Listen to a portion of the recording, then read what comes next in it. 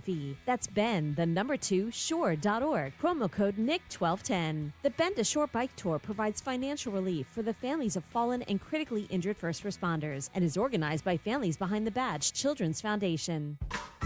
Everywhere you look, things are getting more expensive. But at Consumer Cellular, we're lowering the price for those 50 and up. Now you can get unlimited everything for just $35 a line. That's $35 a month for unlimited talk, text, and data. Switch to the carrier ranked #1 in network coverage and customer satisfaction and get unlimited everything for just $35 a month. Call 1-888-FREEDOM or visit Consumer Cellular online or in-store today. Price includes $5 credit for autopay and e-billing. Taxes and fees apply. Data speeds reduced after 35 gigabytes. Rankings done by 2025 ACSI survey. Are you having trouble hearing? Hearing loss can devastate the quality of your life. Now, there's an affordable fix for you or your loved one. Rated the best hearing aids of 2026 by Forbes Health, Audion Hearing has the highest quality hearing aids at the lowest prices, starting at just $98 a pair. I actually like them better than my old $5,000 hearing aid. I could not believe how my hearing and life changed. Join over 1 million happy customers by going to audionhearing.com. That's AUDIEN hearing.com. Talk Radio 1210 WPHT.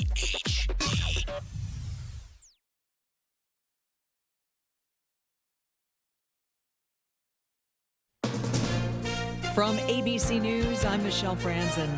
The war between the U.S. and Iran showing no signs of de-escalating, with talks stalled along with ship traffic in the Strait of Hormuz and Iran-backed rebels in Yemen targeting ships in the Red Sea. The renewed hostilities prompting House lawmakers to once again pass a war powers resolution that's aimed at limiting President Trump's military operations without congressional approval. 4 Republicans joined Democrats in the vote. Democratic Representative Alexandria Ocasio-Cortez says most Americans don't support the war. No, I think that Americans of all backgrounds are sick of seeing the United States enter wars without justification, spending trillions of dollars in our engagements abroad, and people can't even afford an inhaler pump here at home. The resolution, mostly symbolic, it failed to advance in the Senate.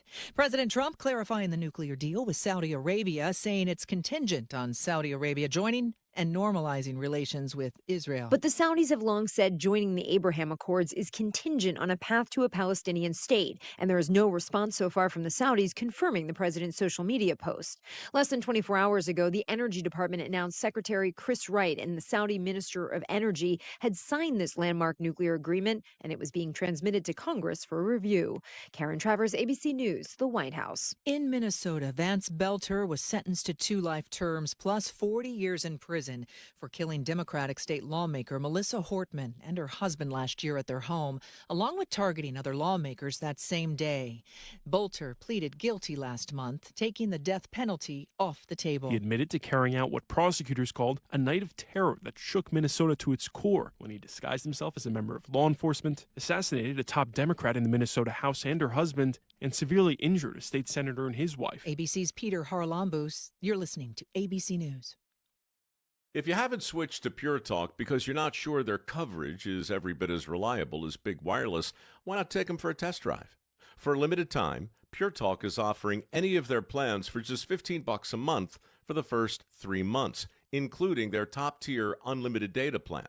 No contracts, no commitments, just a great deal on a high-speed network with unlimited data from an American wireless company. Dial pound 250, say Mike Rowe, and let the savings begin.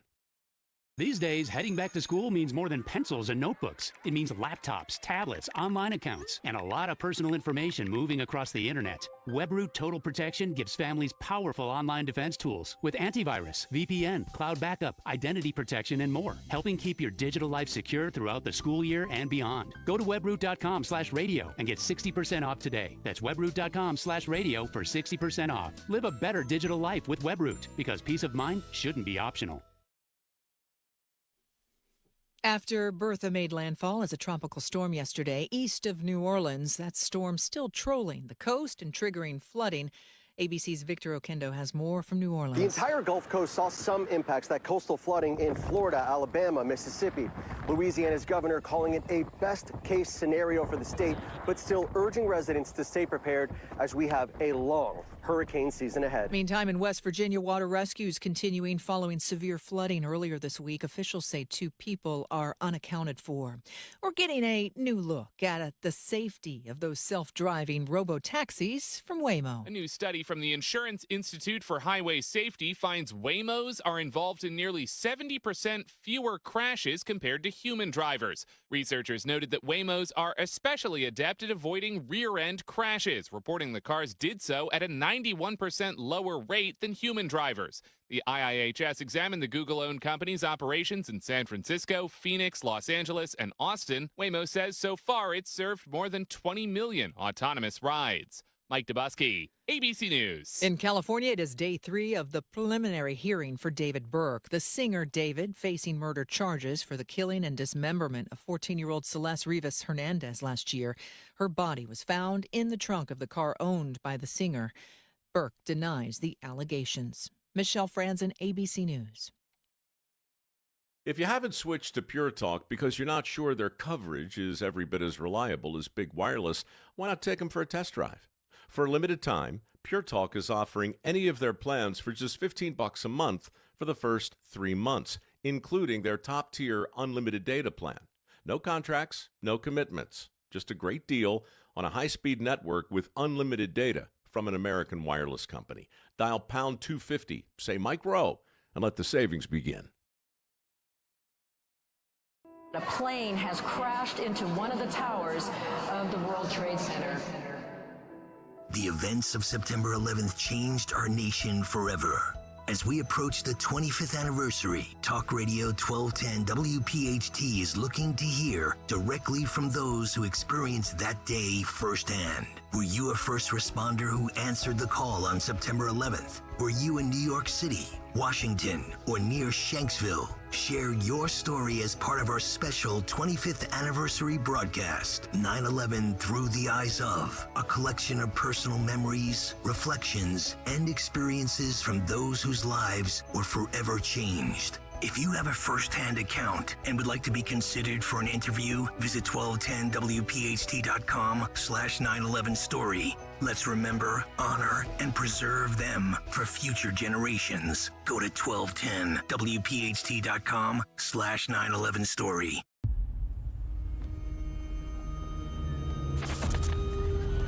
Opiates has taken everything and everyone I've ever loved away from me. Everything. I blew my ankle out and I got prescribed pain pills by my doctor. If making my detox public is going to help somebody, I'm all for it. I just wish I would have had a warning. Opioid dependence can happen after just 5 days. Know the truth, spread the truth. A message from Truth, the Ad Council, and ONDCP. WPHT, HD, WOGL, HD3, Philadelphia. From the Piazza Auto Group Studios, experience the power of one with 8 brands and 25 locations. Always live on the free Odyssey app. Free speech lives here. The WPHT Afternoon Show. 307 Talk Radio 1210 WPHT. Thanks for tuning in. I'm Casey Bartholomew. I'll be with you until 6. That will be when Zioli comes in. 855-839-1210 is our number. That's 855-839-1210. I wanted to share this story. You may have heard about it in the news. A mom shot a 20-year-old guy who was hiding under her 13-year-old daughter's bed. Being the father of a daughter, if I found anybody under my daughter's bed, I wouldn't care if they were both the same age. My inclination would have been similar. There's some aspects to the story that are causing the interwebs to go crazy, which is unusual because nothing ever causes a big debate on the internet. People are very calm. Mother shot and killed a man she found hiding under her 13-year-old's daughter's bed. This is according to the cops. She's already been to court. Her name's Kendra Scott. She was arrested after police found a 20-year-old man dead from a gunshot wound in the back of his head outside of her house just before 2 a.m. That's the other aspect of this. It was really late at night, early in the morning, when the 20-year-old was caught underneath the 13-year-old's bed. Nobody likes to see that. It's not a good thing. Her lawyer is calling the situation the worst nightmare of any parent of a 13-year-old girl. That'd be right up there. That would be right up there. You're 20, she's 13. There's no planet on which that is okay. But the 36-year-old mother told officers that she came home and, quote, saw a dude under my kid's bed. Again, red flags all over the place. Dudes under your 13-year-old's bed. She said, and I did what I had to do. The deadly incident unfolded after Scott's teen daughter told cops she invited the man, Rodarius Morton, to the family's home at around 1 a.m. You never go to the home of a 13-year-old when they invite you to your house, to their house. You never, ever do that. There's nothing good can come of that. You need to be on your way and say, no, you're a minor. I'm an adult. And we're not going to do anything that involves me hiding under your bed. That is not a thing that's going to happen. So an enraged Scott started pounding on the front door and bellowing, "Who's at my house?" when she arrived home. And about 30 minutes later, her daughter grew terrified when she noticed her mom was allegedly holding a gun. Scott said that if she sees a boy in my house, I will put a hole in his ass. That's a quote. The daughter told that to the police. The teen eventually led her mother inside, where Scott allegedly found Morton hiding under the bed. She allegedly screamed, and I quote, "Get out of my house, bitch," and followed Morton out the front door. That didn't carry a lot of weight, did it? I don't think I'd be a good threatening person. Get out of my house, bitch. I don't think anybody would worry about it if I said that. Anyway, that's when her daughter and the neighbor allegedly heard a gunshot. And that was a bad thing. The neighbor later told police he came outside of his house and saw Scott holding a gun, standing by the man's body while admitting, "I shot him. Scott was taken to the police department for questioning. She's currently being held on $100,000 bail, charged with first-degree murder and employing a firearm during the commission of a dangerous felony. This, according to her lawyer, Blake Balin. Just as an aside, I would want a lawyer named Blake Balin, just because it sounds like something out of Melrose Place or something. It would be cool. I don't know if he's a lawyer, but still. Balin said, "This incident started with the worst nightmare of any parent of a 13-year-old girl. Predictably, it ended in tragedy. All kinds of tragedy.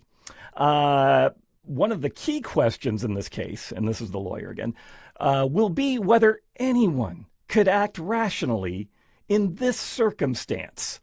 Finding a 20-year-old man hiding under her 13-year-old daughter's bed."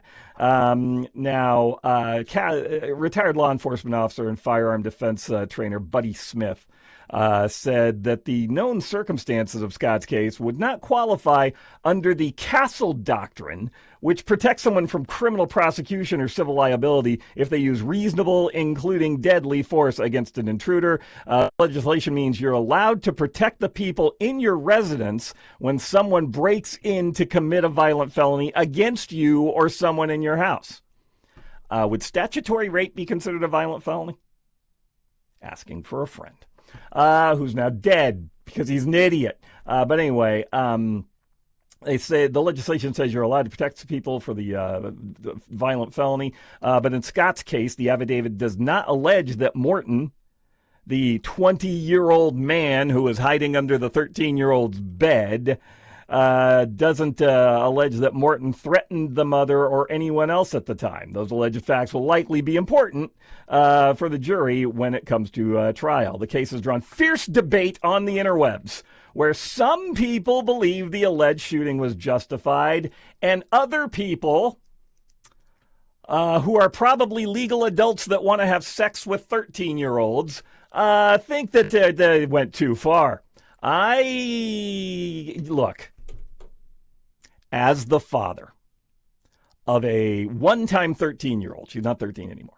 In fact, she's married, so it would be her husband's problem. But as the father of a one-time 13-year-old girl, if I came home and found a 20-year-old man or someone who even looked like a 20-year-old man hiding under my daughter's bed, he better have his affairs in order, because there is no way I would calm down. I guess the good thing is that I don't actually own a gun. I have a lot of Nerf guns. I have an unusually high number of Nerf guns for a grown man, like weirdly. But my son's younger. When my son and I would go outside, we would have Nerf gun battles. So I could take one of those and shoot some of those pellets at him. That might be mildly annoying. I don't do anything. But if I had a gun, I would grab it if I found a 13-year-old man, or I'm sorry, a 20-year-old man under a 13-year-old girl's bed at 1:30 in the morning. That would have been, that's a killing in my mind. I don't care if she invited you over. You're 20. I don't care if she invited you to the house. You're 20. Are you going to walk in there? What is it, like see Taylor Swift posters all over the place and go, yeah, this is normal. Sure. Yeah, a lot of grown women do this. Shall we get to it? No, that's not what you do. One unidentified neighbor said, if it would have been me in that situation, I would have called the police and had them sitting at my house when I got there. Therefore, you take him out, take him on to jail. That's what you do. Sure, because it's not your 13-year-old daughter. It's not your 13-year-old kid that this just happened to. So you tend to be a little different minded when it comes to stuff like that. But if you have a 13-year-old daughter, I'm curious. And again, this has sparked a debate on the internet. But I'm curious if anybody would like to chime in on this and tell me if you think the shooting was justified. As of right now, all we really know, there's a few other things I'll share them with you, but right now, the basics of the case are very simple. All we really know is that a 13-year-old girl invited a 20-year-old man to her house at about 1:30 in the morning, and he showed up. And then when the mom got there, she chased him out of the house and shot him. Apparently, he was leaving when she shot him. See, as the parent, as the dad, that doesn't make any difference to me. I don't care if you're leaving. I don't care if you're walking out the door. If you're walking out the door, that means you probably already did something with my 13-year-old daughter in her bed in my house. I wouldn't have chased him out. He would have never made it out the door. I would have shot before he even made it to the door. There would have been all kinds of problems there. And maybe she should have done that, because then there would have been some question to things. I'm not suggesting I'm telling you how to kill somebody. I'm telling you that if I found a 20-year-old under my 13-year-old daughter's bed, that is going to be a good killing. That's all I'm going to say. That's all I'm going to say. Now, her defense lawyer has called the situation, again, the worst nightmare. Robin Perkins, who said she was Morton, the 20-year-old dead guy's middle school teacher. By the way, if you want to chime in on this, the number is 855-839-1210. Because I would like to know if you think that this is a justified killing. When a 20-year-old hides under a 13-year-old's bed. If it's because he's dead now, because he hid under a 13-year-old bed, and I honestly don't have a big problem with it. I am going to lose no sleep. I will cry no tears for the dead pervert who is hiding under the 13-year-old's bed. But there is another aspect to this. According to Robin Perkins, who said she was Morton's middle school special needs teacher, she says, I'm very, very hurt, because the young man I knew, that most people based off this story, they don't know him personally like I did. Perkins, who didn't elaborate as to what kind of disabilities Morton had, described her former student as soft-spoken and respectful and called his death unbelievable. Need to see the body? The educator said she believed Morton may have thought the girl was older or he didn't understand the law. That's one of the first things you tell men. They say special needs education. That could mean a lot of different things. It doesn't say what kind of teacher this woman is, what type of special. That doesn't always mean mentally disabled. It could mean speech. It could mean a lot of different things. It could mean fine motor. It could mean a lot of different things. So I guess I'm not withholding judgment about this, but I'm suspect of what the teacher says after the fact. But she says Morton may have thought the girl was older. Perkins says, I do not condone his actions and going and mingling with a 13-year-old. Mingling? Were they at a party? Were they mingling? I don't think so. But however, when you're cognitively not 20, what do you expect? I just wish she never would have shot him. There were so many opportunities for her to stop and think. There's so many different ways that this could have a different outcome. But that's true anyway. That's true anyway. And the mom is supposed, this is where I'm coming from, right? I'm coming from a heat of the moment kind of situation. And again, we don't know what this guy's special need was. That's a very broad umbrella term when it comes to the world of education. And it cognitively not 20. Well, then what was he? Size-wise, I mean, it's certainly not the mom's fault that this kid didn't have his act together in whatever way it was. But she says there's so many different ways this could have different outcome. Call the police. If you got a gun, hold him there until the police get there. Perkins also claimed that Morton's sister had told her that none of their family members realized he was gone from the house when the deadly incident unfolded. Well, that's another thing too, isn't it? That's another thing, too. If he's so cognitively slow that he can't be trusted to go outside and not, have sex with 13-year-old girls, which is the appearance here, if that's the case, then you need to put locks on the doors. You need to put alarms on the doors. You need to keep an eye on this kid. If that's the case, and again, we don't know. I would like to know, but we don't know. So I want to ask you again, if this is I was going to call it a good kill. No kills are good. All right, no kill. Well, some kills are good. Maybe in this case it was a good kill. I don't know. A 20-year-old having sex with a 13-year-old, that's problematic for me on so many different levels. And it's, it comes out after the fact, it's some mental issues there, maybe. Okay, well, then why wasn't anybody keeping an eye on it? Why was he allowed to live at home if he was going to go out? There's so many questions I have, but the bottom line here is very simple. For me, this would be very simple, all right? I look at this, and I think of it, like I said earlier, I think of it as the standpoint of a parent. I don't care what your mental faculties are. I don't care what your special need might be. If I come home at 1:30, 2 o'clock in the morning, and this is the only thing I know, this is the only thing that I can see.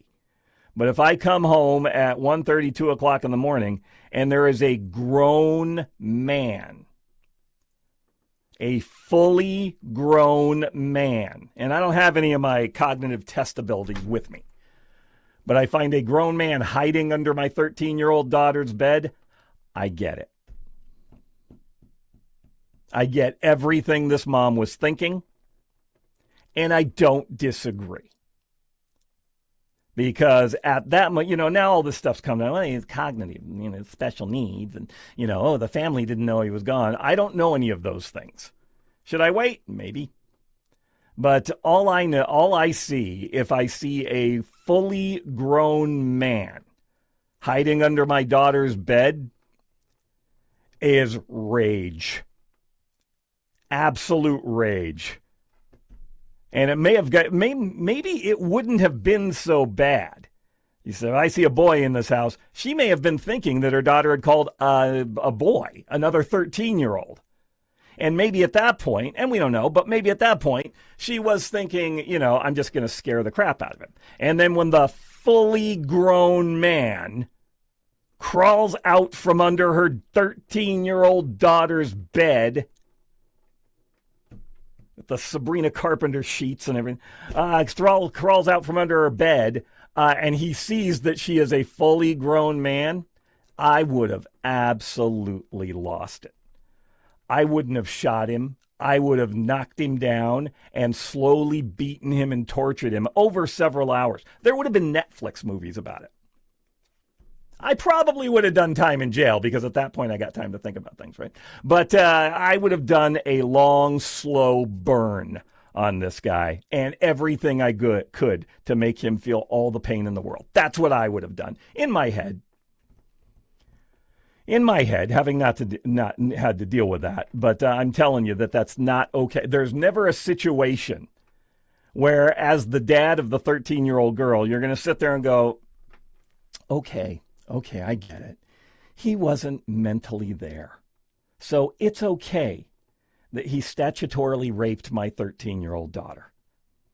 In fact, I'm going to advocate to get him all the help that I can because everybody in this crazy world deserves a chance. Nope.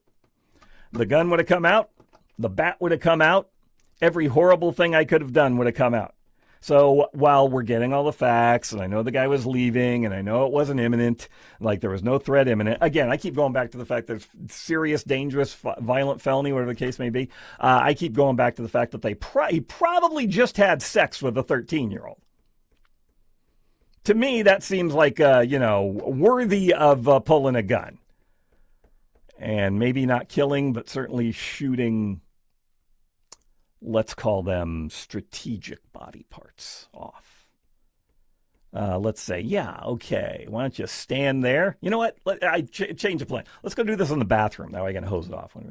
And just shoot the strategic body parts. And then, all right. If you can crawl out of here without getting blood on my carpet, you can leave. If not, I'll go call 911 now. But either way, I understand, I get it, and I don't have a problem with it. And everything that's coming out after the fact, and a lot of this stuff is coming out after, well, not a lot, the mental disability stuff, that's all coming out after the fact. And again, we don't know the extent of things. And since we don't know the extent of things, you can't really make a judgment. Like I said, he could have had fine motor problems. He could have had a speech issue. My wife is a speech pathologist. She works under the umbrella of special education, so I can see that happening. But were this to be my kid, I have no issue with it. I'm thinking about the passion and the rage that would have been going on in my head. And if you are concerned, or if your child is 20 years old and does not have the cognitive ability of a 20-year-old, then I also blame the parents for not keeping an eye on him, or the family, or wherever the hell he was, for not keeping an eye on this fully grown 20-year-old man and making sure he's not talking to 13-year-old girls at 1:30 in the morning. None of this, to me, none of this sounds like this guy would get away with it scot-free. None of this at all sounds like this jackass would get away with it scot-free. And from the perspective of the mom, she doesn't sound like the most patient, understanding, maternal, compassionate woman in the world, just based on what, I shot a hole in his ass, that kind of stuff. So I get that, but I don't necessarily relate to that, but I understand it. But if I saw that, I'd have shot him too. And I will suggest this to you. I will 100% suggest this to you. Anybody who had a young underage minor daughter who came home at 1:30 in the morning and found a fully grown man under the bed would have done the exact same thing. Any person who says they wouldn't is lying. Absolutely lying. No parent wants to come home and find a fully grown 20-year-old man under their daughter's bed at 1:30 in the morning. And if you're going to sit here and go, well, I think there's too much gun violence, and I think I need to sit down with these two knuckleheads and talk to them about responsibility and the law, the right or wrong. Anybody who says that they would do that or have a cooler head is a lying sack of you-know-what. Because if you have the wherewithal, like I said, I don't have a gun. I do have a bat. I used to play softball because that's what out-of-shape guys with no athletic ability do. I would have gone and gotten my bat, and I would have started swinging, or my golf clubs or something like that, and I would have started swinging until there was nothing but a bloody pile of goo on the floor. And I will tell you something else, too. This mom, I don't think, should be convicted. But if they came and got me at that point, I would have put my arms out, and I would have said, clap them. Put them on. Take me away. I did what I needed to do to protect my child from the 20-year-old man. I did what I thought was right in the heat of the moment. That's the thing that I think is going to be the kicker here, in the heat of the moment. Because all this, like I said, all the stuff that's coming out, if the mom would have said, okay, wait a minute. Oh, mentally disabled? Okay. Hey, fella, we don't sexually violate much younger girls, okay? Why don't you get home? In fact, would you like a glass of warm milk? I'll call your family and we can get to that. No parent would do that. Any parent who had the ability or the accoutrements, as it were, would do the exact same thing to this jackass. And I 100% believe that. All right, so I want to know if you think this kill is justified. Give me a call. 855-839-1210 is the number here. That's 855-839-1210. We'll take your phone calls when we come back. We're also going to get some other stuff that is going to make some forms of travel even more dangerous for you. And it's something that's been cropping up. They're actually building a test site at one of the major airports in this country, and they're opening the door in other places. So it's going to be all kinds of fun. My name is Casey Bartholomew. It is 3:30. You're listening to Talk Radio 1210 WPHT. The IRS finally caught up with Louie. I hadn't paid my taxes in 8 years. I owe the IRS a lot of money. Louie was in deep trouble. We're going to take your house, put a lien on your bank account, garnish your pay. They don't care. They're going to take your paycheck. Louie found out about Optima Tax Relief, the leading tax resolution firm. A-plus rated by the Better Business Bureau, they've resolved over $3 billion for their clients. Optima Tax, they help me. They calm me down. They make me feel comfortable, and I trust them. Louie has a lot to be thankful for. I don't owe the IRS anymore, and I'm able to live a comfortable life, a lot better life. It was because of Optima Tax. For tax help you can trust, call Optima now for a free consultation. Take it from Louie. If you owe the IRS, don't go it alone. Give Optima Tax a call. They can help you. Call 800-354-2840. 800-354-2840. 800-354-2840. Optima Tax Relief. Testimonial from an actual client. Some restrictions apply. For complete details, please visit OptimaTaxRelief.com. If you drive a truck, Jeep, SUV, or any vehicle equipped with any and all-terrain type tires, this promotion is for you. Right now, during United Tire's Terrain Tough Tire event, buy any set of 4 all-terrain or mud-terrain tires and save $100 on your tires, plus $50 off a wheel alignment. That's $150 in total savings. United Tire carries the trusted brands you know, backed by honest service and expert technicians who keep you driving with confidence. Visit your neighborhood United Tire today. Don't drive alone. Drive United. Attention all dog owners. If you have ever listened to the radio or TV for any length of time, you've probably heard of America's #1 dog supplement, Rough Greens. Greetings, naturopathy Dr. Dennis Black, Amazon best-selling author and founder of Rough Greens here. And if your dog suffers from bad breath, itchy skin, licking paws, joint pain, or low energy, the truth is their food is probably to blame. You see, all commercial dog food is dead food. That's why I created Rough Greens. One daily scoop gives your pup the live vitamins, omega oils, probiotics, and enzymes that will bring their food back to life. Don't believe me? Let your dog try it before you buy it. I'll send you a free Jumpstart trial bag, risk-free. You just cover the shipping. Go to roughgreens.com. That's RUFFgreens.com. Use discount code NEWS. Don't wait. Give your dog the gift of vibrant health. Order now. It'll be at your house in a few days. Go to roughgreens.com. That's RUFFgreens.com. Discount code NEWS for your free Jumpstart trial bag today. Rough Green. We make any dog food better. Sometimes historic events suck. But what shouldn't suck is learning about history. I do that through storytelling. History That Doesn't Suck is a chart-topping history-telling podcast chronicling the epic story of America, decade by decade, From the 18th century to the 20th, original music and immersive sound design accompany us on our storytelling journey.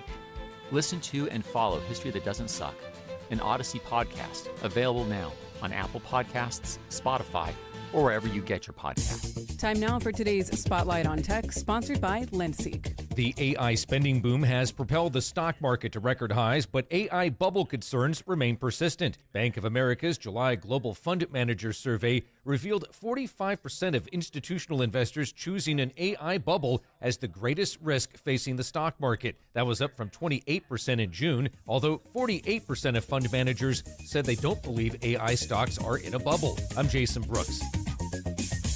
My name is Whitney Allen, and I'm a widow. My husband, Ryan, died. We never thought we'd ever have to use life insurance, but the unexpected happened. With Ethos, signing up was fast and 100% online. You can get a quote in seconds, apply in minutes, and get same-day coverage. No medical exams, and you can get up to $3 million worth of coverage. I'm grateful we were prepared. Get your free quote at ethos.com/radio. That's ethos.com/radio. Paid spokesperson. Time spent on application may vary. Online health questions required. My name is Whitney Allen, and I'm a widow. My husband, Ryan, died. We never thought we'd ever have to use life insurance, but the unexpected happened. With Ethos, signing up was fast and 100% online. You can get a quote in seconds, apply in minutes, and get same-day coverage. No medical exams, and you can get up to $3 million worth of coverage. I'm grateful we were prepared. Get your free quote at ethos.com/radio. That's ethos.com/radio. Paid spokesperson. Time spent on application may vary. Online health questions required. Everywhere you look, things are getting more expensive. But at Consumer Cellular, we're lowering the price for those 50 and up. Now you can get unlimited everything for just $35 a line. That's $35 a month for unlimited talk, text, and data. Switch to the carrier ranked #1 in network coverage and customer satisfaction and get unlimited everything for just $35 a month. Call 1-888-FREEDOM or visit Consumer Cellular online or in-store today. Price includes $5 credit for auto pay and e-billing. Taxes and fees apply. Data speeds reduced after 35 gigabytes. Rankings done by 2025 ACSI survey. Think O'Reilly Auto Parts for all your car care needs. Get the parts and service you need fast from the professional parts people at O'Reilly Auto Parts. Now back to the Piazza Auto Group studios. Experience the power of one with 8 brands and 25 locations. This is Talk Radio 1210, WPHT.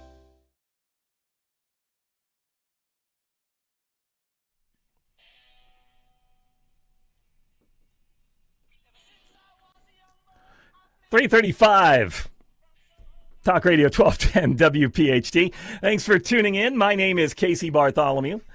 I'm sitting in today. I'll be with you until 6 o'clock, and that is when the great Rich Zioli comes in. 855-839-1210 is our number here. That's 855-839-1210.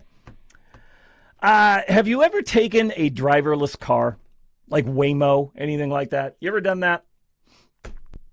I have. And it's creepy. It's weird. Because even though I'm not in control of the car when someone else is driving it, I feel like I'm absolutely out of control when nobody else is driving it, right? I'm just sitting there literally waiting to die is what's happening because odds are overwhelming, right? But at least if you crash, at least you hit something, at least if the car breaks in a car, at least you have the advantage of being on the ground. So once the accident or technical mishap, anything like that happens, at least once it's done, it's over and you're on the ground. There's another form of electric driverless transportation that we will have probably across the country by 2030. And if I would have thought of this before, like 5 years ago even, I would have thought, that's too soon. They're not going to do that. And then the driverless vehicles came around, and I thought they're not going to do that. And now those things are everywhere, causing all kinds of problems. So I guess we are going to have this. They're called air taxis. And what an air taxi is what it sounds like. It's an electric flying car. It's probably a big drone. Right? It's not something weird. It's just a big drone. And the big drone, you'll pick it up. Well, initially, you'll pick it up at the airport. And you'll sit in it. And it will fly like, I don't know noise I mean, but it'll rise up into the air and it will fly you to where you need to go, and then it will, like the Amazon drones that deliver packages, they'll stop about 20 feet from the ground, and they'll just drop you, and then you remember to buckle and roll at that point. But no, they'll land somewhere. There will be predetermined landing sites, and you will land. And then when you get out of your air taxi your electric air taxi without a driver in it, you'll get off the pad and you'll walk down and you'll get in your driverless vehicle, and you won't have to deal with annoying people ever. But this isn't far-fetched, because the very first airport in the country is starting to build the infrastructure for this to be a thing. Orlando International Airport. Makes sense. Everybody thinks once they get to Orlando, there's rides. So this is going to be one of them. Orlando International Airport is moving forward with plans to support electric, driverless, or this would be pilotless, I guess, air taxis, announcing the first phase of the Advanced Air Mobility Project, where you will get into a flying, pilotless death box of doom, and cross your fingers and make sure your relationship with God is good while it zips you somewhere. Airport officials said development will begin within the next month on a temporary landing area known as a vertistop. It's vertical, vertistop, and then you stop, so vertistop. It's not that complicated. Where electric vehicle, vertical vehicle and landing, EVTOL, aircraft will conduct demonstration and simulation flights pending Federal Aviation Administration approval. Commercial passenger service remains a couple of years away.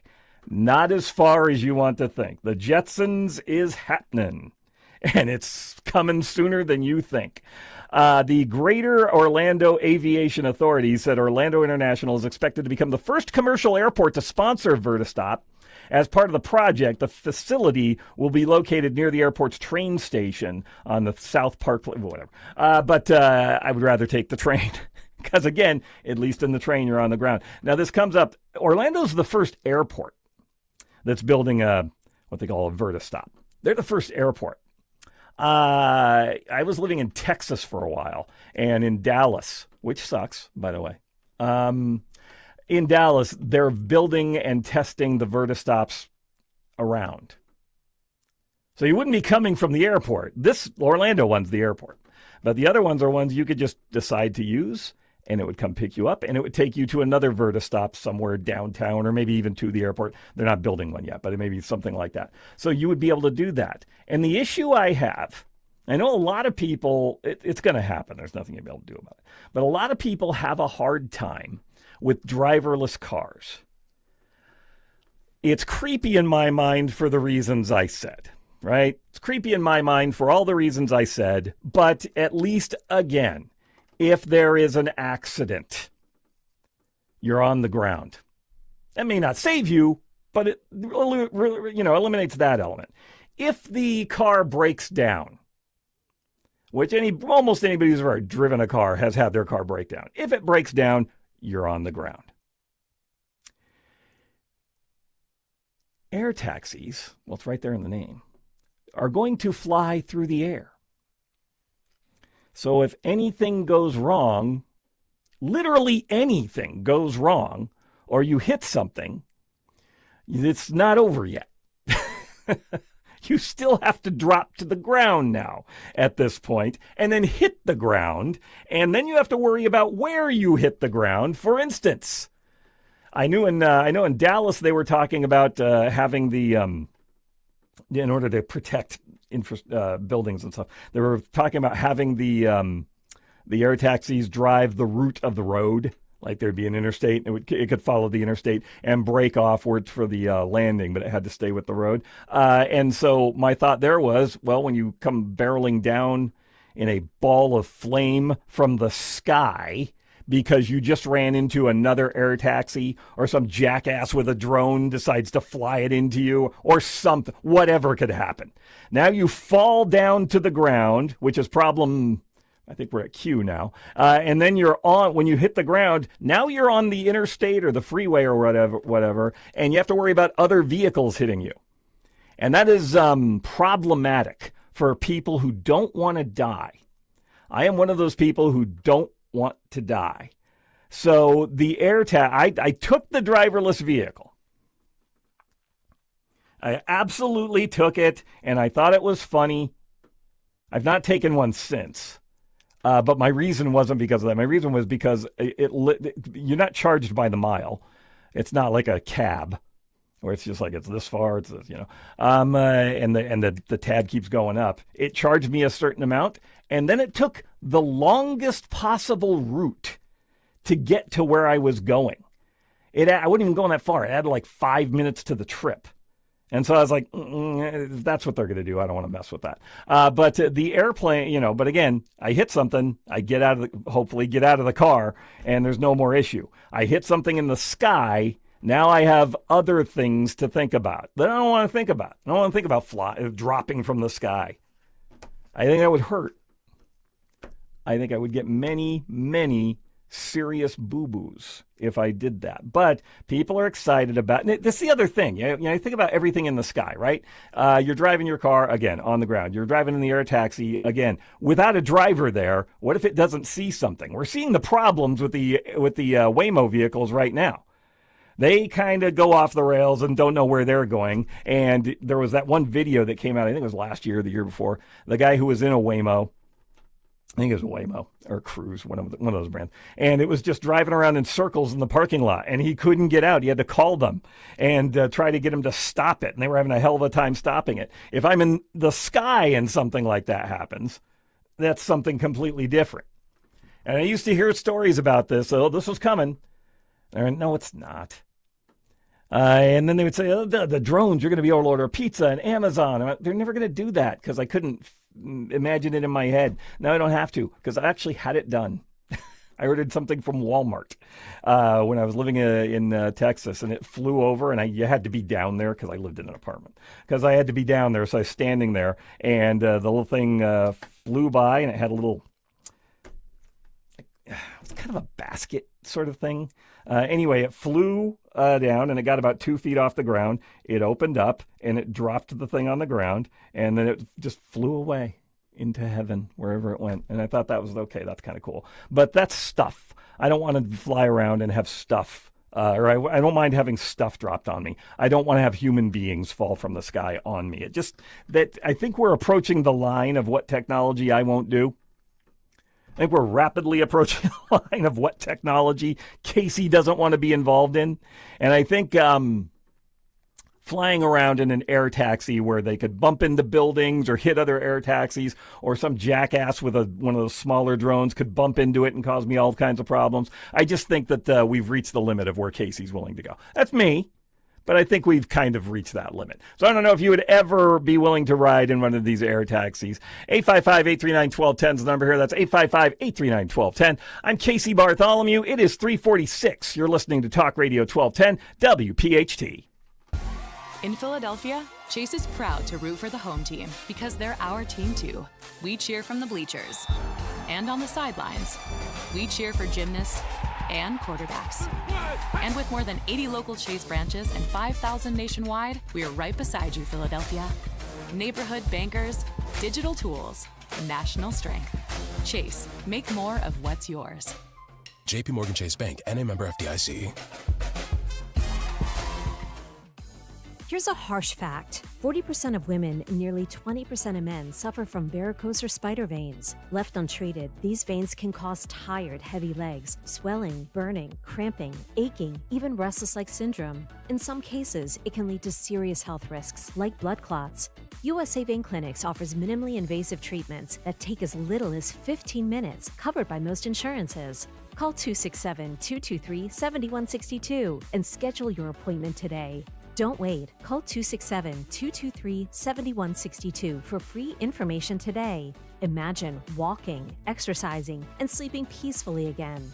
Varicose and spider veins won't go away on their own. USA Vein Clinics can help. Call 267-223-7162 for fast, easy, and affordable solutions. USA Vein Clinic treatments are covered by most insurance plans.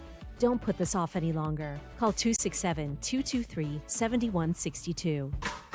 Everywhere you look, things are getting more expensive. But at Consumer Cellular, we're lowering the price for those 50 and up. Now you can get unlimited everything for just $35 a line. That's $35 a month for unlimited talk, text, and data. Switch to the carrier ranked #1 in network coverage and customer satisfaction and get unlimited everything for just $35 a month. Call 1-888-FREEDOM or visit Consumer Cellular online or in-store today. Price includes $5 credit for autopay and e-billing. Taxes and fees apply. Data speeds reduced after 35 gigabytes. Rankings done by 2025 ACSI survey.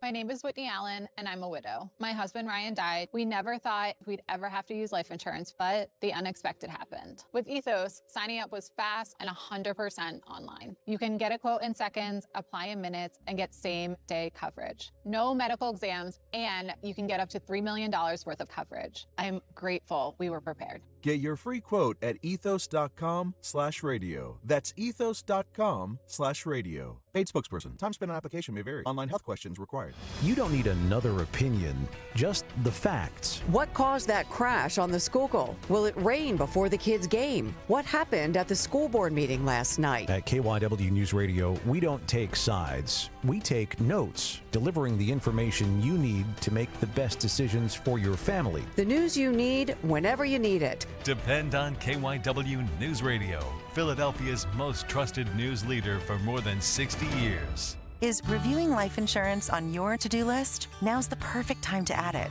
A friend recently told me that securing life insurance sooner rather than later can help you lock in lower rates for years to come. So I bumped this up on my list and got it done. I called SelectQuote and couldn't believe how easy and affordable life insurance is. I'm 40 and got a $500,000 policy for $16 a month. My husband's also 40 and his $500,000 policy was only $18 a month. Plus, with SelectQuote's same-day coverage, there was no medical exam required, and we were covered by the time we hung up. Knowing I have this checked off my list feels amazing, but the peace of mind knowing my family is protected feels even better. Call SelectQuote at 1-800-329-1010.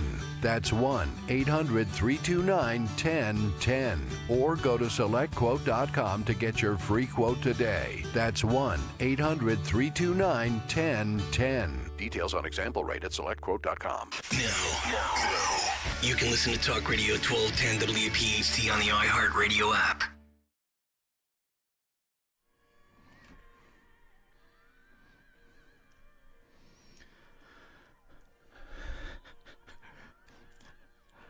This is an uplifting bumper. Is this Enya? 350, Talk Radio 1210 WPHT. Thanks for tuning in. I'm Casey Bartholomew. I will be with you until 6 o'clock. Stick around after 6. That's when Rich Dioli comes on. 855-839-1210 is the number here. That's 855-839-1210. Just going to tell you that I could never get a tattoo. I am terrified of needles. And my understanding is that how you get a tattoo is somebody comes at you with a giant needle and just stabs you the death of a billion stabs. And then when you're done, it's art. But I could never get a tattoo because, like I said, it doesn't matter what it is, I'm terrified of needles. But I do have many opinions. And one of them is that if you get a face or neck tattoo, you've given up. You've given up everything, not just, the way you look aesthetically. You've given up ever getting a job of any note or, having people comfortable around you. Anytime I see somebody with a face or neck tattoo, I wonder who they've murdered and if they'll ever find the body. I was in I won't say the name of the restaurant. Because they didn't do anything. They were just there. I was in a well-known chain burger restaurant, and I was facing my wife, and there was a guy. He had a bald head, or shall we say a skinhead, and his on the back, because I could see the back of his head, on the back of his head it said white power, and then it had a swastika on it, and he had all kinds of stuff. And I was just sitting there staring at the head. And I was like, finally got up and went to the hostess. And I said, I would like to sit any place else. And if I can't sit any place else, we're leaving. So, because I'm not eating next to that. And they moved us, and the guy didn't do anything. So, because I was going to have to throw down. I was going to have to bring the hurt. But anyway, I bring this up. Shut up, I heard that. I bring this up because a tattoo company and 2 South Carolina residents sued officials over the state's tattooing restrictions, which include, but are not limited to, banning all face, head, or neck tattoos. Because gross. Because you've murdered somebody or you've got serious mental deficiencies. If you have a head, neck, or face tattoo, something is wrong with you. And we're here to help you. And we want you to go with the nice men. And we can do that laser stuff where it all goes away. I just can't. The idiots who are suing, who probably have face, neck, and head tattoos, which means I wouldn't be able to look at them without laughing. But they probably are, or they are arguing it's freedom of speech, freedom of expression, and you can't limit that. And yeah, they're probably right on some level. But I don't have a problem. I don't have any problem at all with the state banning people from being morons. And if you're, sometimes you have a right to be a moron, but it also makes me uncomfortable to see those things. Tiny Zaps, which is a tattoo company, along with Joshua and Stephanie McDonald. I looked for pictures, and I couldn't find any, but I was curious as to what I would see, Yeah, I was in town once in Phoenix for a tattoo body art piercing thing. I wasn't there for it. I was there, and it was going on. And I was at the hotel where it was happening because the hotel had the banquet hall for it. And when I would go downstairs, it was weird. It was like being on an episode of Star Trek, man. There were weird people and women with their faces tattooed and their hairs done up, and just looking at it, and it was making me uncomfortable, so I was trying not to look at it because I thought they'd hurt me. And I didn't want that. But anyway, Joshua and Stephanie McDonald are a married couple from South Carolina. They alleged in their federal complaint that the law reflects tattooing's status as a disfavored speech. It's just do it on your arm. Do it on your back. How about that? Do it someplace where it's not weird. We're trying to keep you from regret. And I'm 100%, by the way, I 100% believe it probably is a violation of the First Amendment. I think it probably is a violation. I think they're probably going to win the lawsuit because I do believe that you do have a right to be a moron in a lot of cases. But it's just creepy weird. Help us help you. Sometimes we need to protect you from yourself. Sometimes somebody's going to have all sorts of weird things on their face. And years ago, there was a guy who was trying to make himself look like a lizard, and I think he did. It's almost like all those freaky, weird people who get too much plastic surgery and their faces are pulled back and they just look like creepy cats. That's the same kind of thing to me, and it makes me sick. Now, the complaint said whether artwork appears on canvas. Artwork? Okay, sure, why not? Artwork. I mean, you know what? I've got a solution. You get those, you remember when you'd get Cracker Jacks when you were a kid and you get those tattoos in there, you just lick. Have somebody, a friend, someone you know, come up and just lick your face, and then you put that tattoo on there. I think that would be fine. That's the way you do it. Anyway, the complaint says whether artwork appears on canvas, paper, or skin, the Constitution protects both the artist's right to create it and the customer's right to receive it. And again, yeah, I guess so, but it's weird as there is no normal human being. No normal human being. Doesn't mean you're a good or bad human being, but you are not normal if you have tattoos on your face, head, or neck. You should hide them under your clothes so that people, skittish people like me, don't have to look at it. That's what I'll say right now. All right, when we come back, we're going to talk to you about a potential domestic violence registry, a thing we absolutely should have. I'm Casey Bartholomew. I'm sitting in today. It's 3:57 on Talk Radio 1210 WPHT. The Bloomberg Market Minute sponsored by Piazza Premium, powering your drive with 10 brands and 20 locations. This is a Bloomberg Money Minute. Losses on Wall Street today. That's as investors worry about rising fuel prices and also about how companies may be spending too much on AI. Texas-based American Airlines shares sharply lower after cutting its 2026 earnings guidance for the second time in 3 months. Amid the high fuel prices because of the war in Iran and rivals including Chicago-based United and Texas-based Southwest shares are also lower. Tesla under pressure. That's after reporting quarterly results, and also the U.S. is going to start working on car door safety rules that will impact Tesla production. The Bloomberg Ag Spot Index rising to the highest since July of 2023. That could mean higher prices ahead for bread, cooking oil, meat, and dairy. And Burger King unveiling the Whopper Guarantee after a listening initiative that gave out the company president's telephone number. The guarantee will ensure your burger is hot and exactly the way you ordered it. Otherwise, it will remake it on the spot and give you your next one for free. Denise Pellegrini, Bloomberg Radio. Hi, welcome to Bucks County Estate Traders. Hi, we need to fill a big space on our wall. Something that says, wow. Oh, of course. Our showroom is full of all styles of artwork and decor pieces. And some of our items have even been featured on the big screen and in TV shows. Oh, that's awesome. Pretty cool, right? So when you're looking for a stunning piece of art, Bucks County Estate Traders has the selection and variety. And I see your inventory is online. Oh, it sure is, along with the size and price, so you can measure the space and browse at your leisure. It's all at BucksCountyEstateTraders.com. Enjoy your summer plans while your money stays hard at work. Open a growth checking account at First Harvest Credit Union and keep everyday spending simple. Earn up to 2% annual percentage yield on balances of $1,000 or more. Want to grow your savings even more? Check out our Growth Savings and Competitive Share and IRA certificate accounts. Get started at firstharvestcu.com/growthchecking or stop by your nearest branch. Membership restrictions apply. Federally insured by NCUA. When it comes to your home, you shouldn't have to roll the dice with a small contractor or pay the high prices of a giant one. At Lemus Remodeling Group, a family-owned company, you get the perfect balance. Expert exterior remodeling from a team that's nationally recognized and neighborhood trusted. From roofing and siding to windows, doors, and gutters, the Lemus team delivers quality work, honest pricing, and a home that feels brand new. Call 610-GO-LEMUS to schedule your free consultation today or visit their website at golemus.com. Lemus Remodeling Group. Trust Lemus for a lifetime. Recovery from mental and substance use disorders is real. It happens every day. You can recover.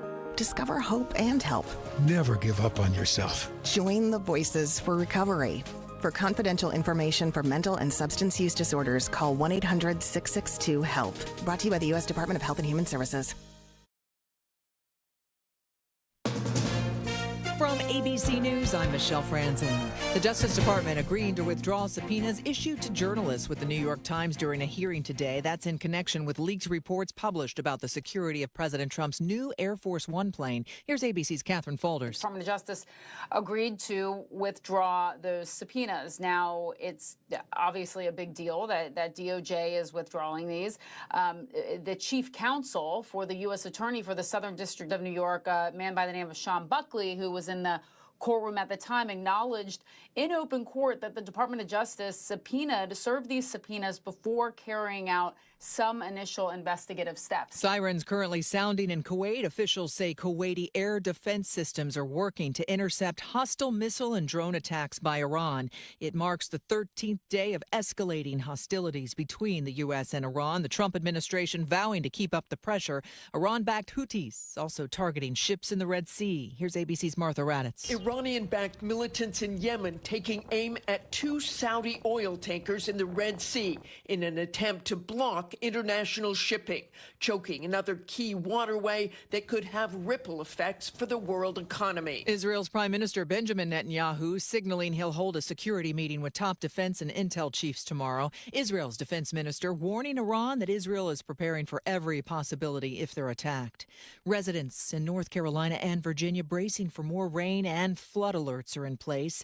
ABC News meteorologist Leslie Lopez is in Raleigh. The expectation is almost the entire state of North Carolina under a flood watch for good reason. Heavy amounts of rain will continue for days. This is going to continue at least through Friday before there's a substantial break, and then more rain on the way as we're looking towards Saturday. In Gulf Coast states, remnants of Bertha continue to trigger flooding and power outages a day after Bertha made landfall near New Orleans. You're listening to ABC News. If you haven't switched to Pure Talk because you're not sure their coverage is every bit as reliable as Big Wireless, why not take them for a test drive?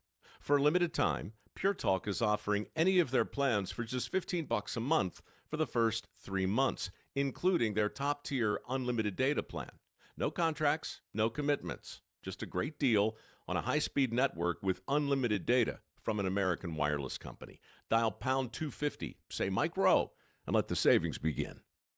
These days, heading back to school means more than pencils and notebooks. It means laptops, tablets, online accounts, and a lot of personal information moving across the internet. WebRoot Total Protection gives families powerful online defense tools with antivirus, VPN, cloud backup, identity protection, and more, helping keep your digital life secure throughout the school year and beyond. Go to webroot.com/radio and get 60% off today. That's webroot.com/radio for 60% off. Live a better digital life with WebRoot, because peace of mind shouldn't be optional.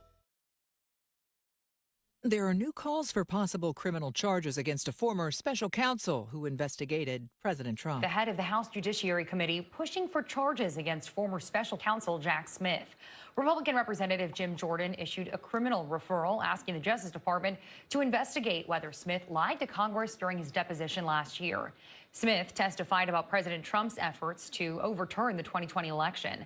The top Democrat on the committee is calling the referral baseless and vindictive. ABC's Hannah Bata. David Burke, the singer known as David, back in Los Angeles courtroom for day 3 of a preliminary hearing in his murder case. The 21-year-old accused of killing then 14-year-old Celeste Riva Hernandez last year. Prosecutors say to keep the teen from exposing an alleged sexual relationship. ABC's Alex Stone is outside court. The judge seems to be wanting to speed things up. She wanted to get going a little bit earlier today than they had the last 2 days. But originally, this was going to go 3 to 7 days. We're on the 3rd day. So it could wrap up as early as today. They have a few more witnesses to call. Question's going to be if there will be any rebuttal witnesses, if the defense is going to put anybody up. We expect that there will be an almost immediate decision to move this forward to trial. They just have to show the lowest level of probable cause. They don't have to show proof beyond a reasonable doubt. David has pleaded not guilty to all charges. Mortgage rates going up from last week, now at their highest rate in a year. A 30-year fixed rate rate is 6.58. If you haven't switched to Pure Talk because you're not sure their coverage is every bit as reliable as Big Wireless, why not take them for a test drive? For a limited time, Pure Talk is offering any of their plans for just $15 a month for the first 3 months, including their top-tier unlimited data plan. No contracts, no commitments, just a great deal on a high-speed network with unlimited data from an American wireless company. Dial pound 250, say Mike Rowe, and let the savings begin. I've always wanted to learn French, but the app I tried didn't help. If you want to memorize words in another language, there's an app for that. But if you want to really learn another language, there's Babbel. Babbel was designed by over 200 language learning experts to be the most effective way to learn another language. With other language learning apps, I was just playing games. I wasn't really learning. Babbel's different. Every time I open the app, I can choose to work on my writing, speaking, or listening. And it saves my mistakes for me to review, so I'm constantly improving. Babbel feels like it was created intentionally by people who really know what you need to learn another language. Before Babbel, I thought I just wasn't good with languages. But now I'm speaking French. Tout ça, c'est grâce à Babbel. Want to really learn another language? Save up to 50% on your Babbel subscription when you sign up at Babbel.com. That's Babbel.com to save up to 50%. Babbel.com. WPHT, HD, WOGL, HD3, Philadelphia. From the Piazza Premium Automobile Studios. Powering your drive with 10 brands and 20 locations. Always live on the free Odyssey app. Free speech lives here. The WPHT Afternoon Show. 406 Talk Radio 1210 WPHT. Thanks for tuning in. My name is Casey Bartholomew.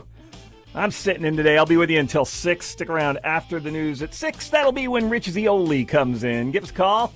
855-839-1210. That's 855-839-1210.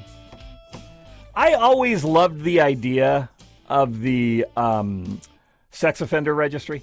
I think that's great. I think the idea that someone can get convicted, spend time in prison, and then continue to get ridiculed and mocked and harassed for the rest of their life. I find that hilarious. I just love that. So the other day I'm reading, there's down in Florida, the Volusia County Council is set to vote on whether to create a domestic violence offender registry, which is a move that would make the county the first in the entire state of Florida to do this. Now, I looked it up. After seeing that story, I think that's a great idea. We should have a domestic violence offender registry. So if any idiot hits a woman, everybody knows about it for the rest of their lives. Anytime, and it would be public. Well, at least the one in Florida would be. It's modeled after a one in Tennessee that popped up, so I looked to see if we had anything like that in Pennsylvania. And apparently, there is a PA House Bill, it's PA HB 1480. It's the Pennsylvania State Police providing for non-public database registry of domestic violence offenders and imposing penalties. It was introduced in September of last year, and at this point, it is still in committee. I'm always baffled by how things stay in committee for as long as they do. That always amazes me. What do you need to know? What do you need to study about this? Because we're not worried about hurting their reputation. And domestic violence, it doesn't just have to be men hitting women. It could be women hitting men. I mean, that happens, I guess. I think most men, and I'm not mocking it, I think most men probably wouldn't prosecute on that. But it could happen. It could happen. I'm not knocking. But it could also be, grown-ups hitting kids. It could be younger people hitting the elderly. It could be any number of things that could pop up here. So I struggle when I see things like that. Because what else do you need to know? What else do you need to think about? You got some jackass who hit a girl, his wife, his girlfriend, just some girl he was with, something like that. And again, I know it expands beyond that, but you got some jackass that does that. What are the extenuating circumstances that our lawmakers in Pennsylvania need to hear about before they decide if we should make sure that everybody knows that this jackass does that? Because I would be willing to say it's probably a recidivism rate in the upper 90th percentile. If some jackass decides to commit spousal abuse or something like that, it's almost never the first time you caught them. They probably have a body of work. But a lot of times people are like, well, no, I made him mad. So it's kind of, they get that victim status here. So I don't understand why we need to sit around and have this in committee. And in order to get it out of committee, because if it gets out of committee, it can get crossed over and then it can passed and then the governor can sign it. And then what we have is literally the exact same thing we have right now for sex offender registry, right? We will see that somebody hit a woman, and again, a guy, any number of things. But anyway, let's play the odds. We will see that a guy hit a woman, and that way anybody who decides to look it up, because it would be public, like the sex offender registry. Anybody who decides to look it up and see, anybody who's applying for a job, anybody who's running for higher office, anybody who may be wanting to open a daycare or something ridiculous like that, anything, you'd be able to look and see if they were a monster or not. Again, it's the exact same philosophy as the sex offender registry. Exact same philosophy. And yes, I do believe sex offenders should be punished for the rest of their lives. For the absolute rest of their lives. Because their victims face a life sentence. I feel the same thing about the men who beat up women. You should be terrorized for the rest of your life. If I made the rules, and there may be a reason I don't make the rules, but if I made the rules, not only would you be on the domestic violence registry, But if anybody knew you did it and they took a swing at you, that's not a crime. That's like a ticket. You like pay like a fine for something. You pay like a jaywalking ticket. If you beat the crap out of a domestic abuser, that's like, it's not even worth, the police may not even come. But that's where I think, and the fact that we don't quite have it yet. The fact that we don't quite have it here yet, because it could still happen. But lawmakers, unless they think they can get, especially these days, unless they think they can get some traction out of it, like if Trump came out and said that he was overwhelmingly in favor of a domestic violence registry, Democrats would come out and being in favor of spousal abuse and all that kind of stuff because they would never want to be on the same side as Trump. It would be evil. But the one in Florida, and again, the one in Philly is just in committee. It's not even coming through. The one in Florida, the registry would list people convicted of domestic violence offenses in the county and be searchable by the public, so anybody could go look at it. The database would be fed directly from the clerk court's records and would not include any information about the victims. That's pretty good. The concept's pretty straightforward. Is right off the bat. If someone is entering a relationship or hiring a caretaker, because that's a thing that happens too, right? People don't think about that. You think about somebody you're going to start dating or you might hire for just a regular job and they pop up in there. You don't think about, somebody's elderly or somebody is infirm or sick, something like that. They need to have somebody there to take care of them. You never think that person, the person you're coming into your house, might be someone who might beat the hell out of or abuse in some way, because that's domestic abuse too, if somebody does that. But anyway. Entering a relationship or hiring a caretaker, they could search the database to see whether that person has a history of domestic violence convictions. Buck James, who's the CEO of the Domestic Abuse Council, said the scale of the problem underscores the need for a tool like this. Absolutely. Absolutely. No question in my mind. And again, I remember when the sex offender registry started up. People would find out where a sex offender lived, and they would label their houses, which I thought was hilarious. But they would and it put them in danger. Oh boy, that's too bad. They put their victims in danger, but no, we got to protect them. But they would label their houses, and people would go nuts, and they would put signs up all around the neighborhood, and there were lawsuits, and there were people complaining about that because shouldn't the philosophy was, shouldn't the poor sexual predator get to live their lives? Because the reality is the same with domestic violence as it is with sexual predators. They never get punished as much as they need to. They never get as much jail time as they need to. They never spend enough locked in a cage with other men as they need to have. So the fact that we could come up with something to where they would never be able to lie about or escape what they did. The fact that we could come up with something that wouldn't even be very expensive. It's a database. I'll enter the info. My mornings are usually free. I can enter the info, and I'll be done by the end of the day. And everything will be good. And then everybody could look at it and see. Because the last thing anybody would want to hear, again, the same thing as the sex offender registry. All right? The last thing anybody wants to think with that is they let a sexual predator babysit their child or get a job as a daycare teacher, anything like that. Or somebody would date somebody that was a sexual predator. That's the last thing anybody wants to find out. And the last thing anybody wants to find out with this is that they're entering a relationship with somebody who might beat the ever-loving crap out of them.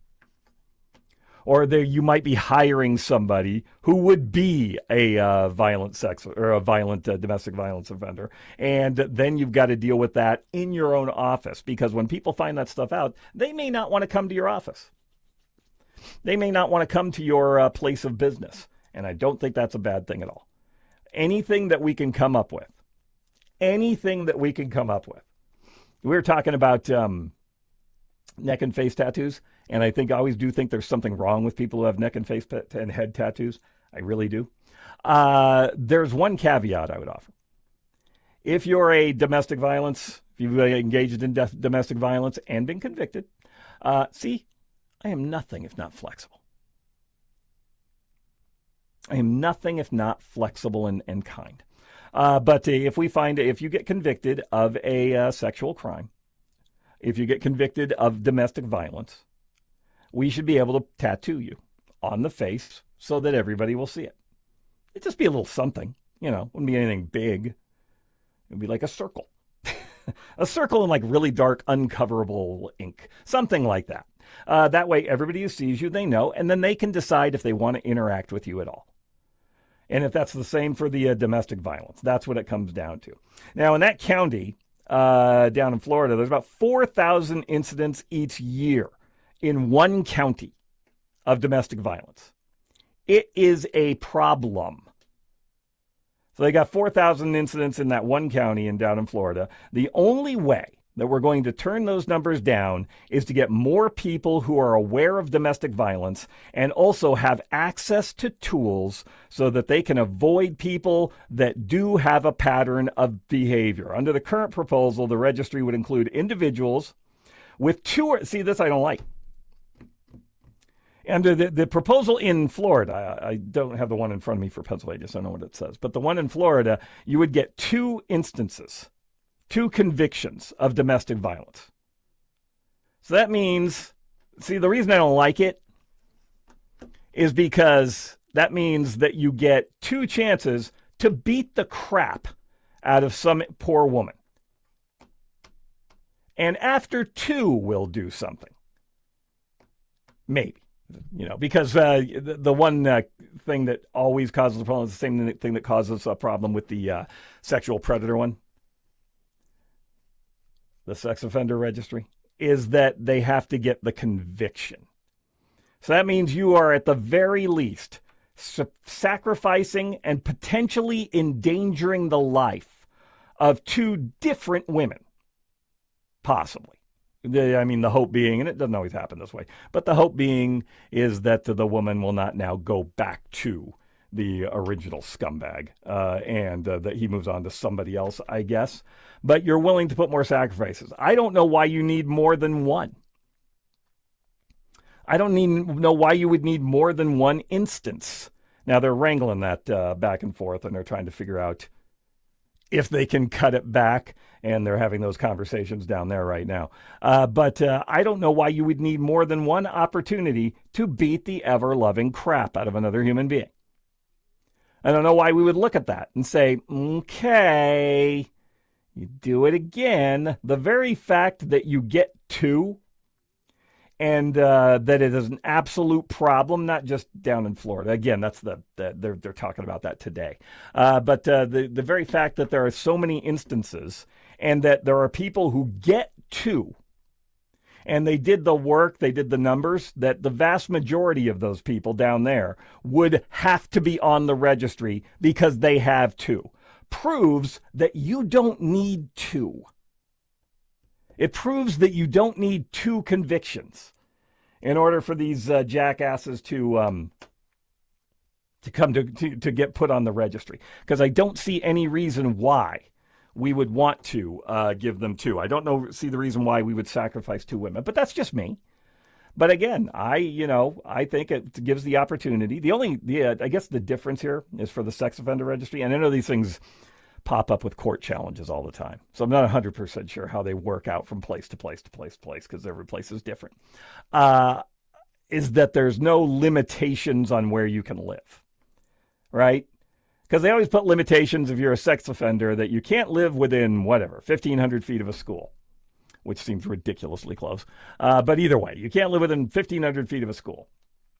You can't live within 1,500 feet of a daycare center. You can of a park or a playground. 1,500, and again, it depends on the restriction from place to place. But there's no real restriction we can put on a sexual predator, or not a sexual predator. I'm sorry, domestic violence. There's no real restriction we can put on that person.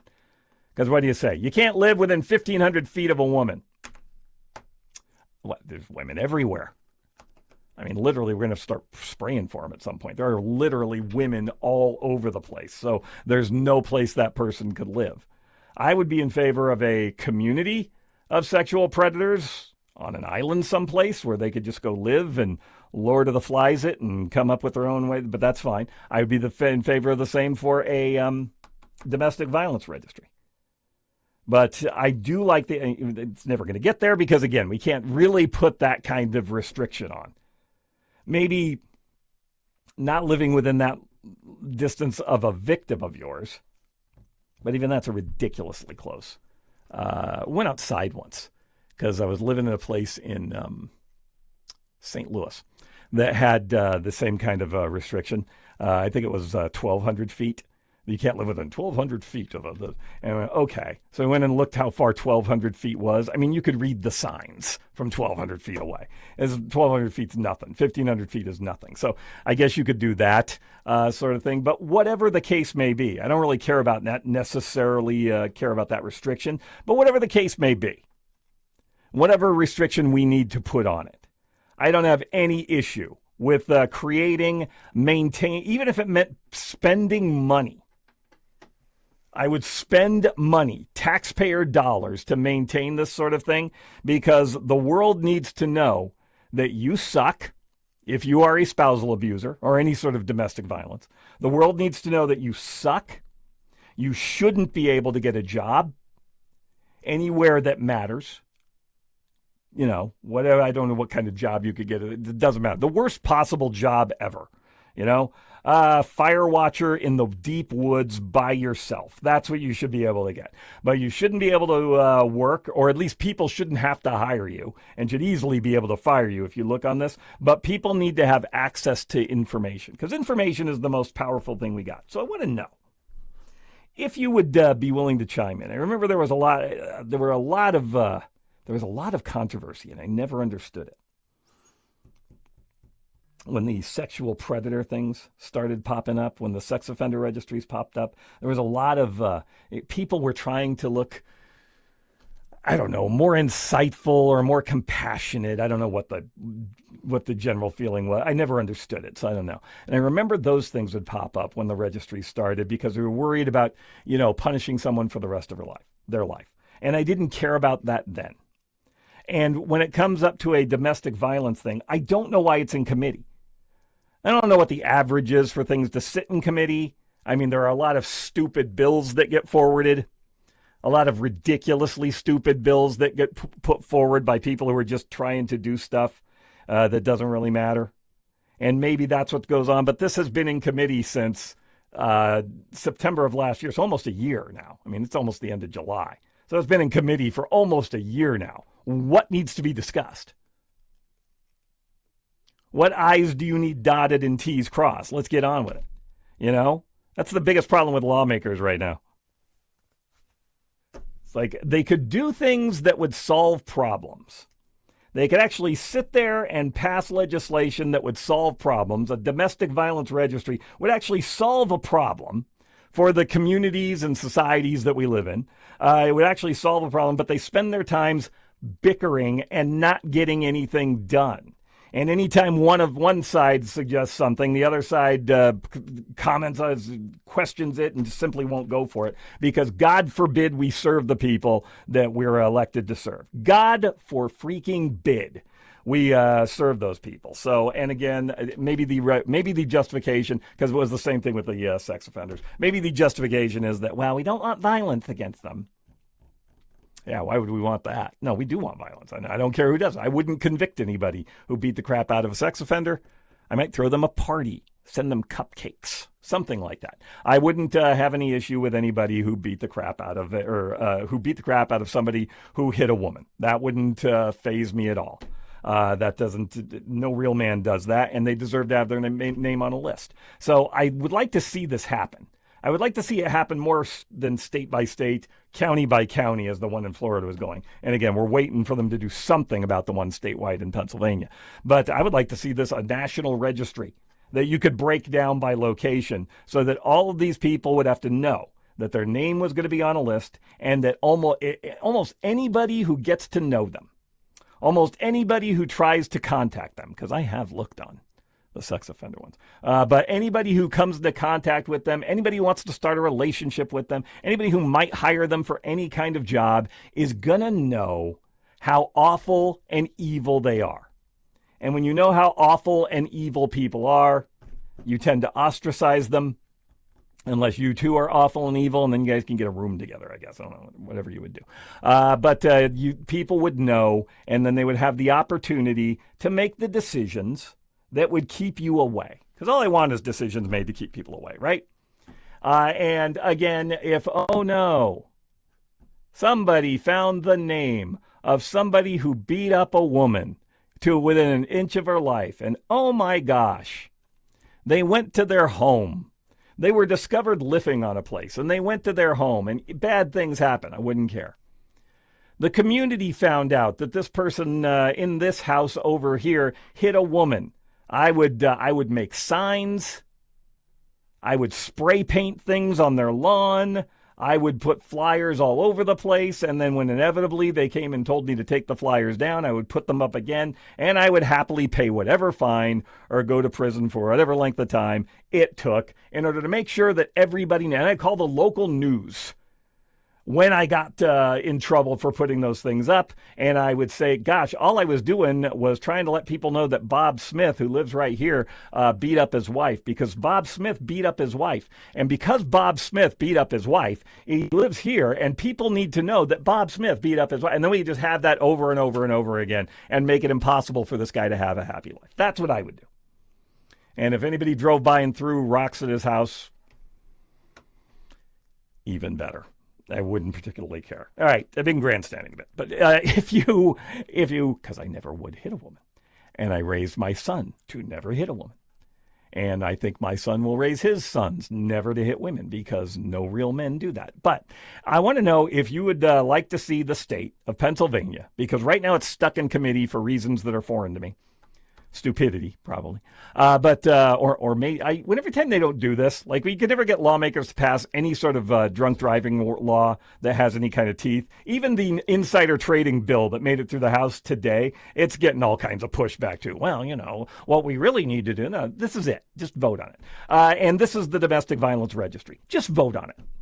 Just vote on it and keep the sons of bitches' name in the paper or online so that the rest of the world will know about it. Do your job, and then you can get off and grandstand about whatever you want to. But would you be okay with the state of Pennsylvania creating a domestic violence registry so anybody who committed domestic violence of any kind would have their name out there, and it would be public for everybody to see? It would cost us money, but it's money well spent in this particular case. 855-839-1210 is the number here. That's 855-839-1210. We'll take your phone calls. Also, when we come back, sex bots are coming to your child's school. And I am not making that up. That's coming up. My name is Casey Bartholomew. It is 4:30. You're listening to Talk Radio 1210 WPHT. This year, America celebrates 250 years. 2.5 centuries of courage, sacrifice, and family stories passed down from one generation to the next. Hi, I'm Nick Mako. And I'm Adam Baselogger, founders of Legacy Box. Your family's piece of the American story is sitting in an attic or closet right now, trapped on aging VHS tapes, camcorder tapes, film reels, and fading photos. Those boxes hold moments you can never recreate. Your wedding day, your children's voices when they were little, grandparents coming back to life on screen. Over 2 million families have trusted Legacy Box. And we've just partnered with the USO to digitize fragile handwritten letters from World War II, helping preserve American history for future generations. As America turns 250, remember that your family is a part of the American story. Preserving those voices, faces, and moments is a part of your responsibility to the next generation. Don't let them disappear on your watch. Visit legacybox.com/radio for our amazing America 250 sale. That's legacybox.com/radio to save. Ready, set, summer with the Honda Summer Event. With impressive efficiency, sleek exterior styling, and sport-tuned suspension, the Honda Civic and HR-V have all you need to get summer ready with the most fuel-efficient full-line automaker in America. Visit your local Honda dealer today. Shop Piazza Honda of Philadelphia, Langhorne, Pottstown, Reading, or Springfield today. See dealer for financing details. Based on EPA estimate of 2024 large full-line automaker fleet-wide fuel economy. EPA Automotive Trends Report 2025. I know that hiring can be challenging. You sort through tons of resumes and you get too many so-so applicants. You're just waiting for someone to match your role perfectly. Well, now, there's a place where you can meet them fast. ZipRecruiter. Need to hire.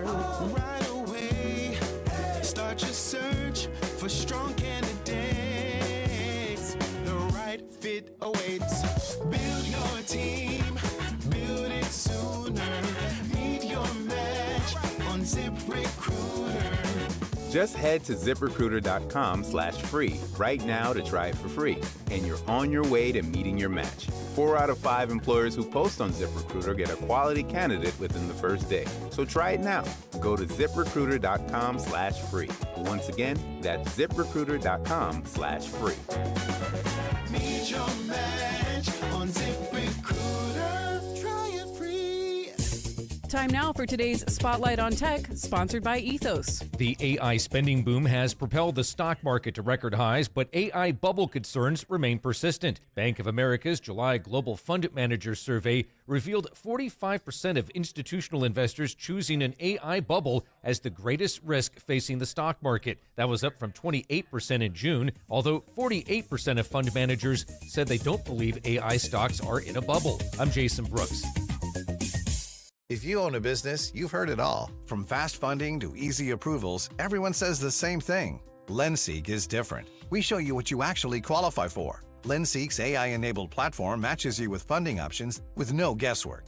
Up to $5 million in as fast as 24 hours. If you've been in business over a year, doing at least $50,000 per month, apply for free with zero out-of-pocket costs and access to over 100 lenders. Start ready, stay ready. Lendseek.com. LENDSEEK.com.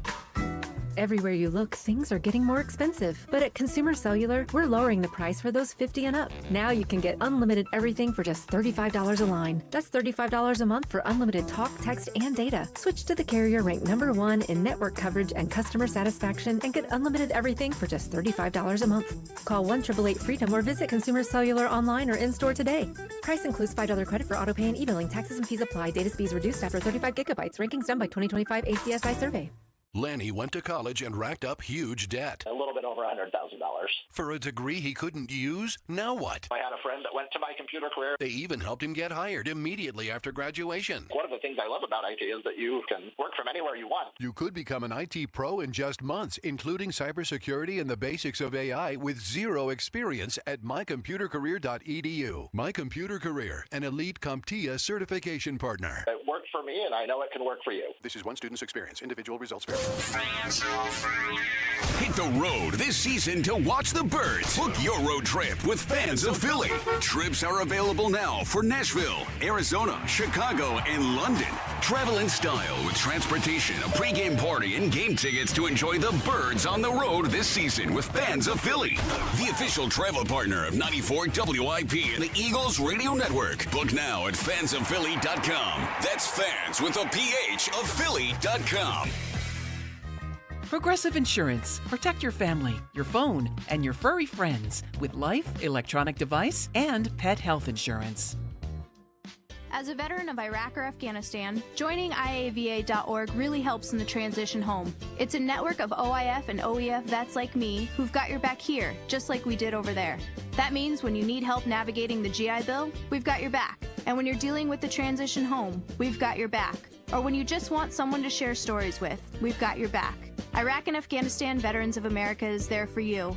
Join our community at IAVA.org. We've got your back. Brought to you by IAVA and the Ad Council. Broadcasting live from the Piazza Premium Automobile Studios. Powering your drive with 10 brands and 20 locations. Talk Radio 1210, WPHT.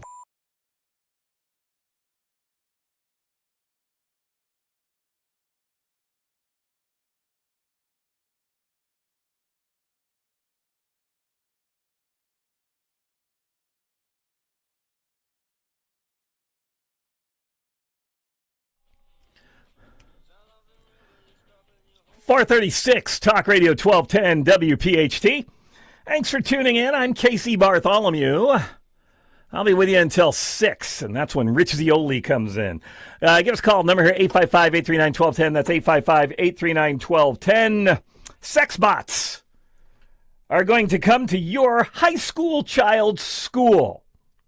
Like I said before the break, I am not making this up.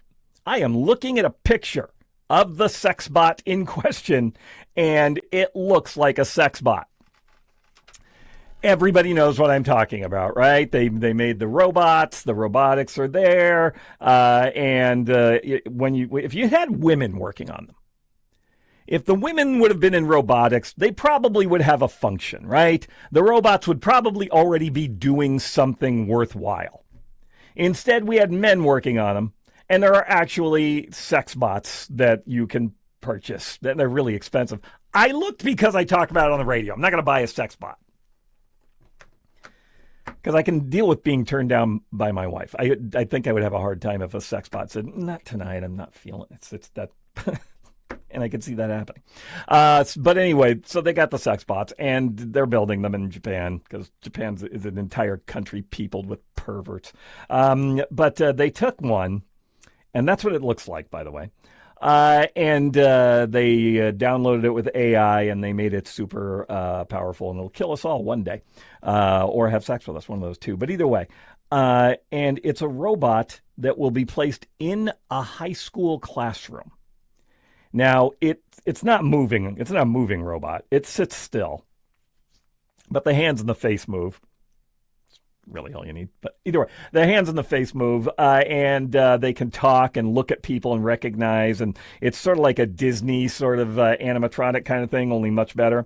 And the story came out this past week that when students return this fall to Salamanca City Central School District in Western New York, I'm probably saying that right, but wrong, but I don't care. They're going to have this new kind of teacher, a humanoid robot. And it looks like a sex bot. It will not replace the classroom teacher. Yet. But it is programmed to provide learning support to both students and educators. Because if it's providing support to the educators, which it's one day going to replace. By the way, I'm not being silly. I am about the sex bot stuff. But I'm not being silly about the robot teaching the kids. They already have AI schools. They already exist. And the AI schools do not have teachers in them. The AI schools have an aide. Now, it doesn't work with a robot, but it works with the computer, and the AI work at the student's speed, and they're actually quite successful. Where they have them, they're more successful than teachers. I don't know if you saw the story. It came out a couple of weeks ago, but kids are entering college, having graduated from our public high schools, and they can't read. That's bad. I looked it up. You want your kids to be able to read if they get out of school. The kids at the AI schools can read and do math and do science, and I don't like it, but all those things can happen. But this robot is going to be powered with AI, and as soon as they get the robot working and up and running, gee, I wonder who's going to lose their job. Now, at a board meeting last month, the Cattaraugus County School District agreed to purchase a robot from Realbotics, a tech company that makes sex dolls. Not kidding. Along with an artificial intelligence teacher's assistant program, allowing students to interact with an avatar of the robot on their laptop. So you're going to have the sex bot right there, and then you're going to have the picture of the sex bot on your laptop, and you can interact, and it'll all be powered by the same information, so it'll all have the same information. Now, according to Andrew Keigel, the pervert CEO of Realbotics, which is currently building the robot, said this deployment in a working school district represents a landmark monument for both AI and humanoid robotics. Salamanca marks the beginning of a new era where humanoid robots and intelligent AI assistants become standard tools in STEM education. The female robot, named Sally, will have a lifelike appearance with soft silicone skin, long, flowing brown hair, and dressed in either a professional business suit or a red, black, or white teddy. It's your choice. But it will be stationary in a seated position and have a wide range of upper body movements and facial expressions. That's what I want us to be judged by the robot. Students will use a unique identification code when interacting with the robot during class, allowing it to access their data and provide personalized support based on past communication with the robot and the avatar. They'll come up to the robot And the robot will say, hey, baby. And the student will say, hey, I'm student number 1234. And the robot will say, hey, we were talking about this yesterday. Do you want to continue that conversation? And then they'll just interact. And the teacher will be standing over at the side going, I can talk to, I can learn you things too. Me too. Salamanca's plans to introduce the robot and avatar in its high school because sure, that's not going to make all the little boys uncomfortable. Salamanca's superintendent, Mark Beeler, explained the district's embrace of AI, saying many schools are taking the easy solution of simply banning it. But I have found that students will find a way around most rules that schools put in place. I also believe, I don't know what that has to do with anything, by the way. Banning AI so the teachers will the students will find their way around it. But that doesn't mean it's going to be teaching the classroom. Kids are already cheating with AI. May as well have their AI sex bot teacher up there as well. And he says, I also believe it is critical for schools to teach proper use of technology, not simply exclude it. He also gets to fiddle around with the sex bot, and they got a deal on it. And he's getting a lot of publicity. He makes himself look good. Now, the robot will also serve as a classroom resource, which is going to be the creepy thing for teachers. If a teacher loses their place during a lesson or needs a prompt on what comes next, they can ask the robot for guidance because it has been loaded with the district's curriculum. So that's not uncomfortable for the teacher and their job situation at all, is it? Because what will happen is the teacher forgets what they're teaching and has to ask the robot, and then the robot will say, yes, we were talking about science. Do you need a break? Does your pathetic human mind not remember what to? And that's the way they'll go. Now, the products cost the district $57,590 for the specific sex bot. Keigel, the guy who runs robotics, said the price was discounted. The company's website lists the M-Series robot and the model purchased by the district at a starting price of $95,000. But they want to get it out there, right? They want to get their sex bot in the classroom by Christmas. Are you going to have a conference with the robot? I don't know. I don't mind them using AI on the computer. I don't know why we need a robot in the classroom, but if they're putting a robot in the classroom, these people have bought one. If it's successful at all, if it is successful in any way, shape, or form, then that means that teachers are going to be on their way out because sex bots don't need lunch breaks. Sex bots don't take sick days. Sex bots don't go on vacation. They're just there doing their job. Now, again, they already have... my issue here is I don't know why they need the robot. The robot, I think, would be a distraction. I saw the picture. It's kind of hot. They need to make an old, frumpy robot. That's what they need to do. They need to make a fat, overweight woman, looks sort of like Jabba the Hutt, with hair that's off and eyes and too much makeup, something like that. Because otherwise, this is a distraction. Sure, I'm weird. I don't care. But like I said, they already have the schools out there where AI teaches you, and what the AI does is it just monitors your work and shows videos and has tutorials, and it matches your progress and helps you work on things that you already have. Something that teachers can't do. Nothing against the teachers, but there's, you have 30 students in a classroom. You don't have the time to spend the time with each individual kid. I don't think we're going to have a time maybe when we're all going to have all the robots in there, but I do think we're going to have a time when when AI is the primary education tool. I do see that's coming.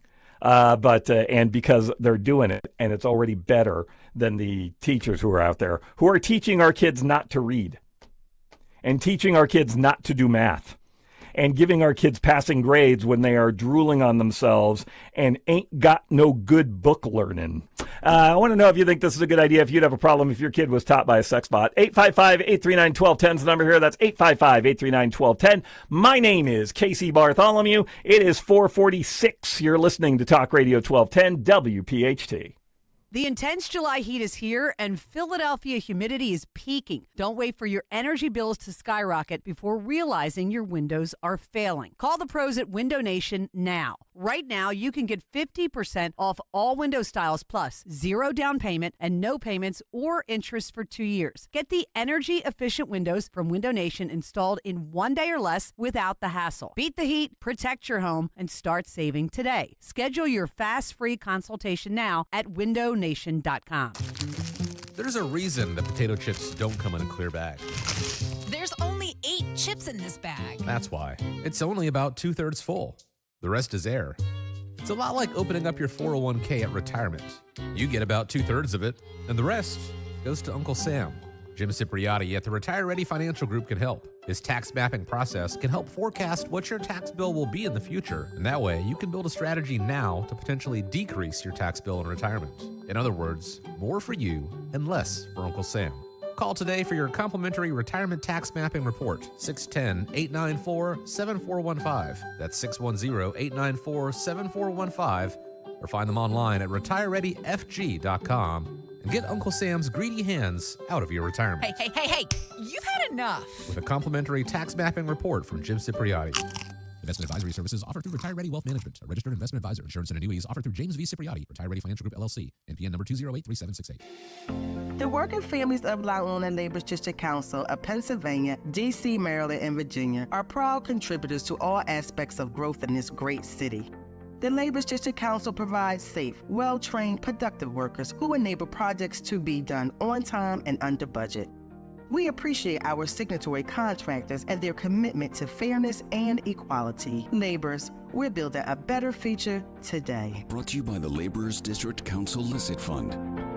There's nothing simple about choosing an engagement ring. Most people don't know where to start. That's why they turn to Family & Company Jewelers on Route 70 in Marlton. JR will walk you through every step, diamonds, settings, styles, and how to choose what actually fits their budget and their partner. There's no pressure and no confusion, just straightforward guidance and a wide selection to compare with confidence. The goal is simple. Leave knowing you made the right decision. Family & Company Jewelers in Marlton, New Jersey, South Jersey's diamond destination. Hey, this is Larry Steinitz with Investor Schooling. I've been talking about myself for all these years. Now it's time for you to hear from one of our great clients.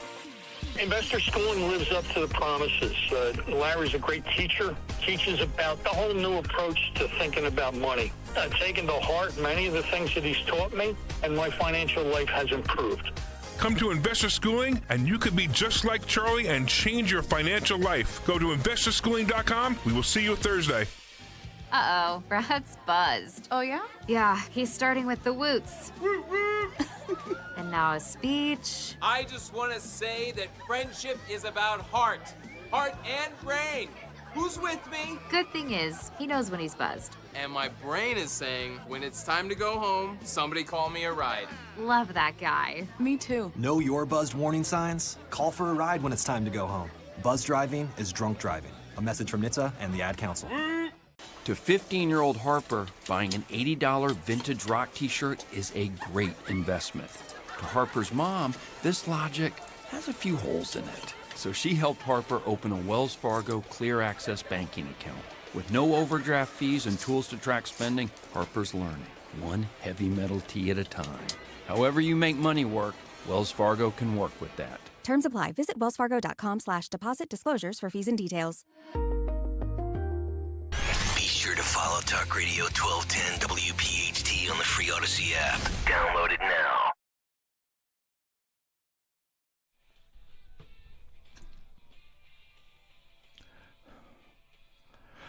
.451 Talk Radio 1210 WPHT. Thanks for tuning in. My name is Casey Bartholomew.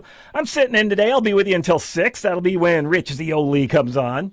Give us a call, 855-839-1210. That's 855-839-1210. Looking around me right now, I am surrounded by lithium-ion batteries that could kill me at any moment. Actually makes doing this exciting. You know, when you're a talk show host, there's not a lot of thrills to doing the job. You just sit here and you talk. But knowing that I could literally burst into flame at any moment makes it kind of exciting. If I count, let's see, 1, 2, 3, 4, 5, 6, 7, 8. I am surrounded by, right now, 9 lithium-ion batteries in my little studio here. And this comes up because a battery from a hoverboard. Okay. There is no such thing as a hoverboard. Nobody has a hoverboard. You have a really cool skateboard. If the board you have is not hovering above the ground without wheels, you do not have a hoverboard. You have a really expensive electric skateboard because it's not hovering. But I'll play along. A battery from a make-believe hoverboard sparked a fire in the basement of a home in Philly's Mayfair section overnight. According to police, the incident happened at about 2:19 in the morning when fire crews were called to Mayfair due to a basement fire. It was put under control by 2:43. That's quick. So like a little more than 20 minutes from the moment they got the call, the moment they put it out. Also, officials said a hazmat team was called to the location because the fire was believed to have been started by a hoverboard battery, even though nobody really has a hoverboard. No one was hurt in the fire, and an investigation on the fire is underway. But these, not the only one you'll hear about. There was another firefighters extinguished a trailer fire Wednesday afternoon that damaged 2 nearby homes. Chuck Doss, assistant chief, said a trailer caught fire near 2 homes, damaging the garage of one of the homes and the sliding door in another. No one was injured. While the cause remains under investigation, Doss said firefighters believe the likely fire started after lithium-ion batteries and other materials stored inside of a trailer. Trailers are usually so safe. I'm surprised by this. Reacted to the extreme heat and burst into flame. Because lithium-ion batteries, that's all they do. The government trained them to kill. They were made to kill. It's always funny to me, the lithium-ion batteries, they will like burst into flame. Have you ever heard like the electric cars? They are bursting into flame inside people's garage when they're charging them. And if one of them, there was one a couple of months ago that just burst into flame. They were on the road and it just caught fire. And it was the lithium-ion battery. And if you get into an electrical fire situation, an electric car, and I'm surprised they put the one up this morning out so quick, because usually the lithium-ion fires are harder. But maybe if they're small, they're not that hard, because that was just the base of it. But either way, if you get in a car and it catches fire and it's an electric vehicle, I hope you have your affairs in order or manage to get the hell out of the car as quickly as possible, because those things burn and they keep burning and they take almost 3 times as much water, I think is what I read, to put out than a regular car fire would. Now, batteries, are the lithium-ion batteries that are going to kill us all, are commonly found in smartphones, laptops, tablets, e-readers, smartwatches, fitness trackers, digital cameras, wireless Bluetooth headphones, video game controllers, drones, smart home devices like video doorbells or thermostats. The list goes on. Electric toothbrushes. You can burst into flame while it's in your mouth. That sounds gross. Electric shavers, cordless vacuums, vapes, cordless power tools, portable power banks, electric yard tools like mowers, leaf blowers, and weed whackers, smoke detectors, electric scooters, bikes, and hoverboards, which don't really exist, garage door openers, GPS devices, flashlights, portable power generators, and car keys. Yes, your car keys could catch on fire. That's what I have. I don't even have a key anymore. I have a fob. I hate that, actually. But yeah, that's what happens. That's what you're looking at. All of those things. You are surrounded by human death traps, the lithium-ion batteries. And there's nothing you can do. Unless you want to go back to Little House on the Prairie days, where you're going down to the creek to fetch some water so you can do your laundry on the rock, that sort of thing. In today's day and age, you are surrounded by lithium-ion batteries that literally at any moment could burst into flame.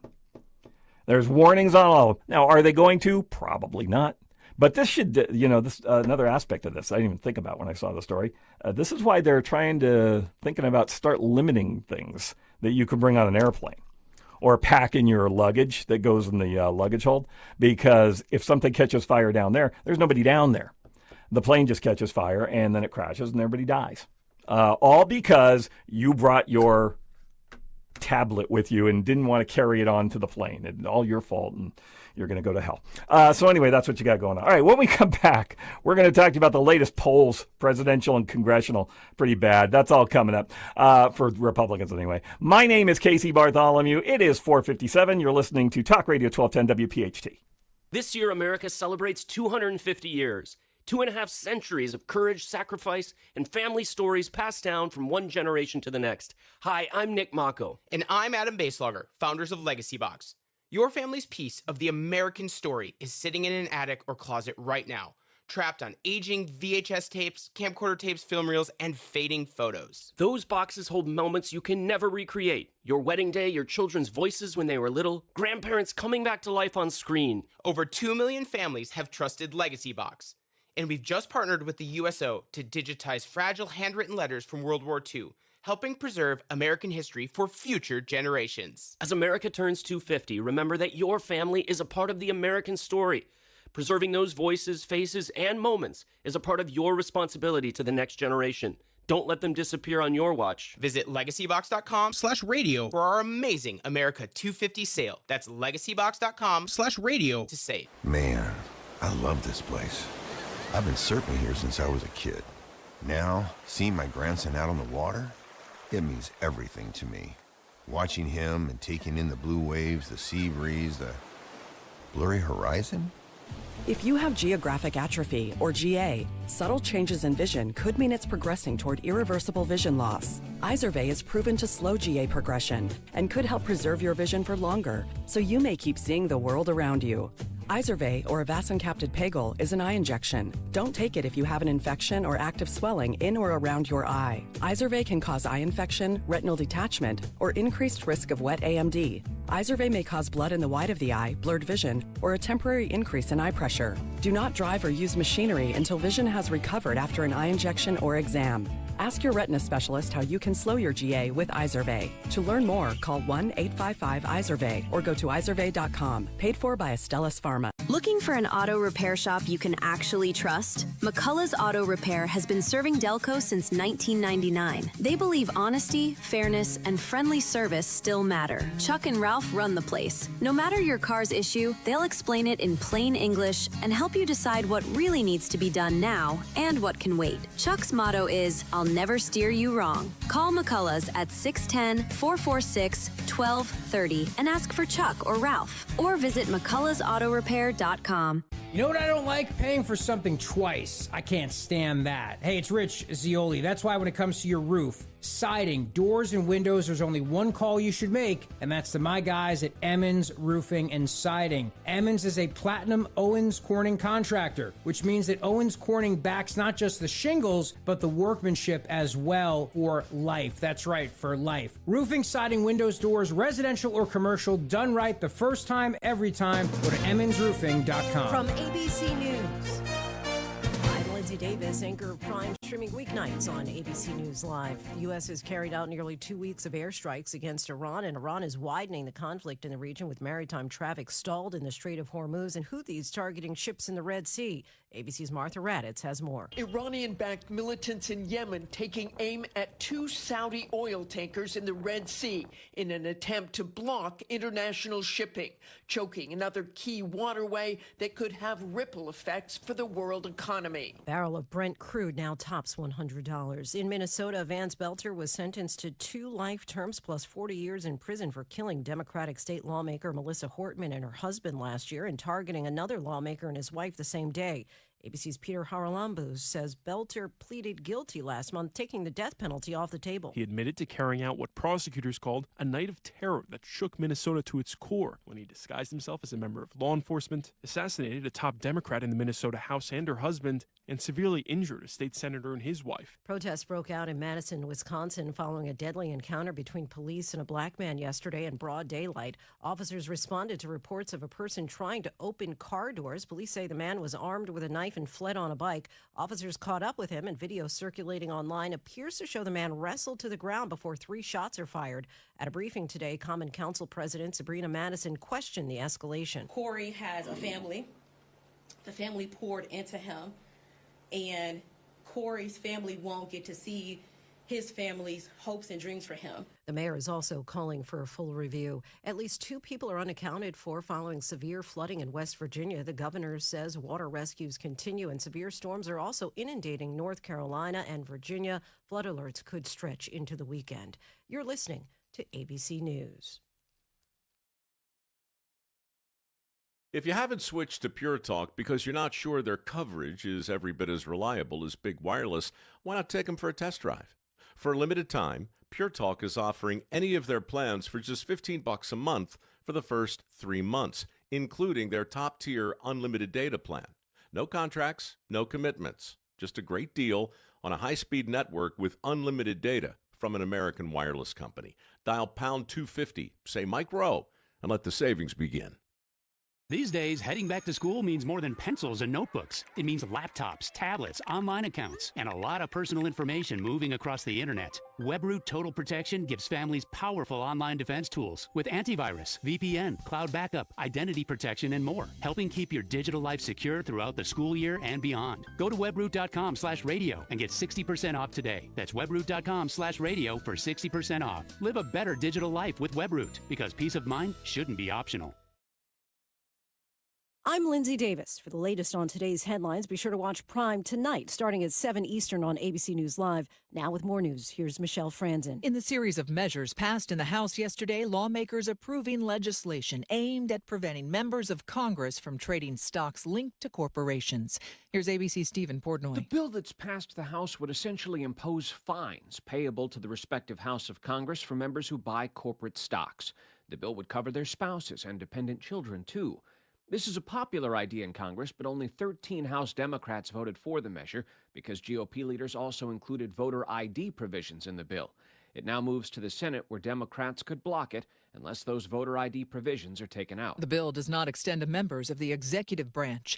In New Jersey, an expectant mother getting a little help during the unexpected and unconventional birth. What's it feel like when you deliver a baby? And are there any surprises? I would say how slippery the baby was. Yeah. A lot of fluids on it. Wasn't expecting that with the rubber gloves. Berlin Borough Police Officer Dominic Hudson, who helped Taylor Durham give birth in the parking lot of a Wawa convenience store. It was a little nerve-wracking. I don't have any children, never delivered a baby, so I didn't know what to expect. The birth actually took place in the parking lot on July 6th.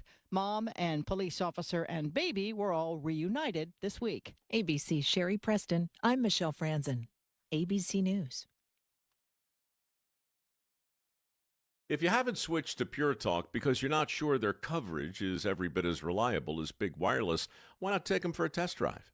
For a limited time, Pure Talk is offering any of their plans for just $15 a month for the first 3 months, including their top-tier unlimited data plan.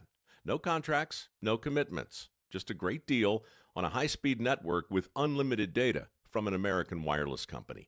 Dial pound 250, say Mike Rowe, and let the savings begin.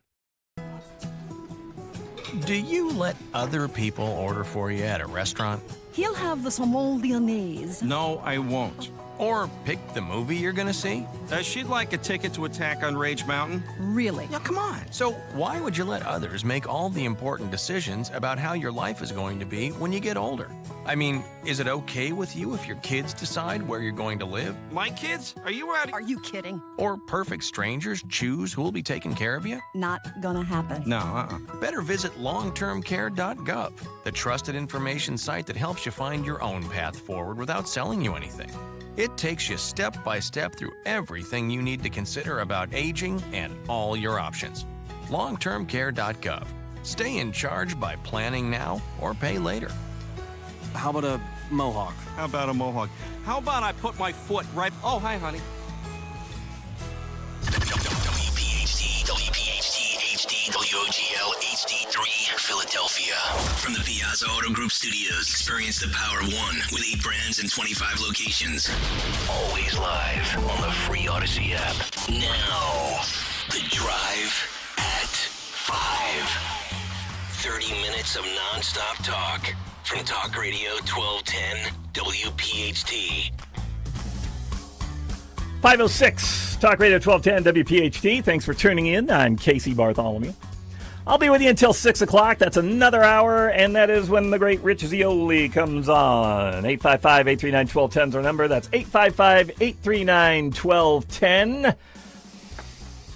It is potentially going to be very bad for Republicans in the midterm elections. Anything could happen. We still have, August, September, October, and then depending on when the election is, it's going to be bad, okay? It's because midterms, the party in power usually loses. We've got ridiculously high gas prices. Gas went up to over $100 a barrel. Oil went up to over $100 a barrel. So that means the prices are going to be going up even more than they already are. We've got a war that I don't mind us taking action to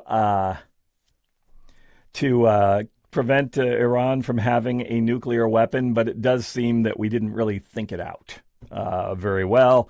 And so now we are in the midst of the 12th or 13th day in a row of bombing Iran again, and we seem no closer to that ending. And anything you do, I don't care what you do if you're a politician, all right? I don't care what happens. If Joe Biden could have fixed the economy or made the economy better, let's put it that way, if his Inflation Reduction Act, which had nothing to do with reducing inflation, had worked, if we would have been able to get the price of goods down, the price of fuel down, if everybody would have been okay, Trump would not have been reelected. It wouldn't have happened. Because the economy would have been good and people wouldn't have wanted change. Right now, the economy is bad. The price of gas is ridiculous. And that's what people care about. Regardless of what you think of Trump or anybody, the only thing people care about is how good the economy is. If the economy is good, they're very forgiving on a lot of things. So Democrats, in a new poll, have an 11-point lead over Republicans on a generic congressional ballot as the midterm fight for control of the House or Senate intensifies. Now, that is what I said. It is a generic congressional ballot. It's basically they send out a ballot. I used to work for a firm that did this kind of stuff. I never worked on this kind of project, but they send out a ballot that is, you're voting for the Republicans that generally believe this and have had this happen, and this is the state of everything, and then you're a Democrat or a Democrat, and this is generally what they have. It's no specific. It's not like AOC versus somebody. It's just very generic, unnamed. And right now, Democrats have an 11-point lead.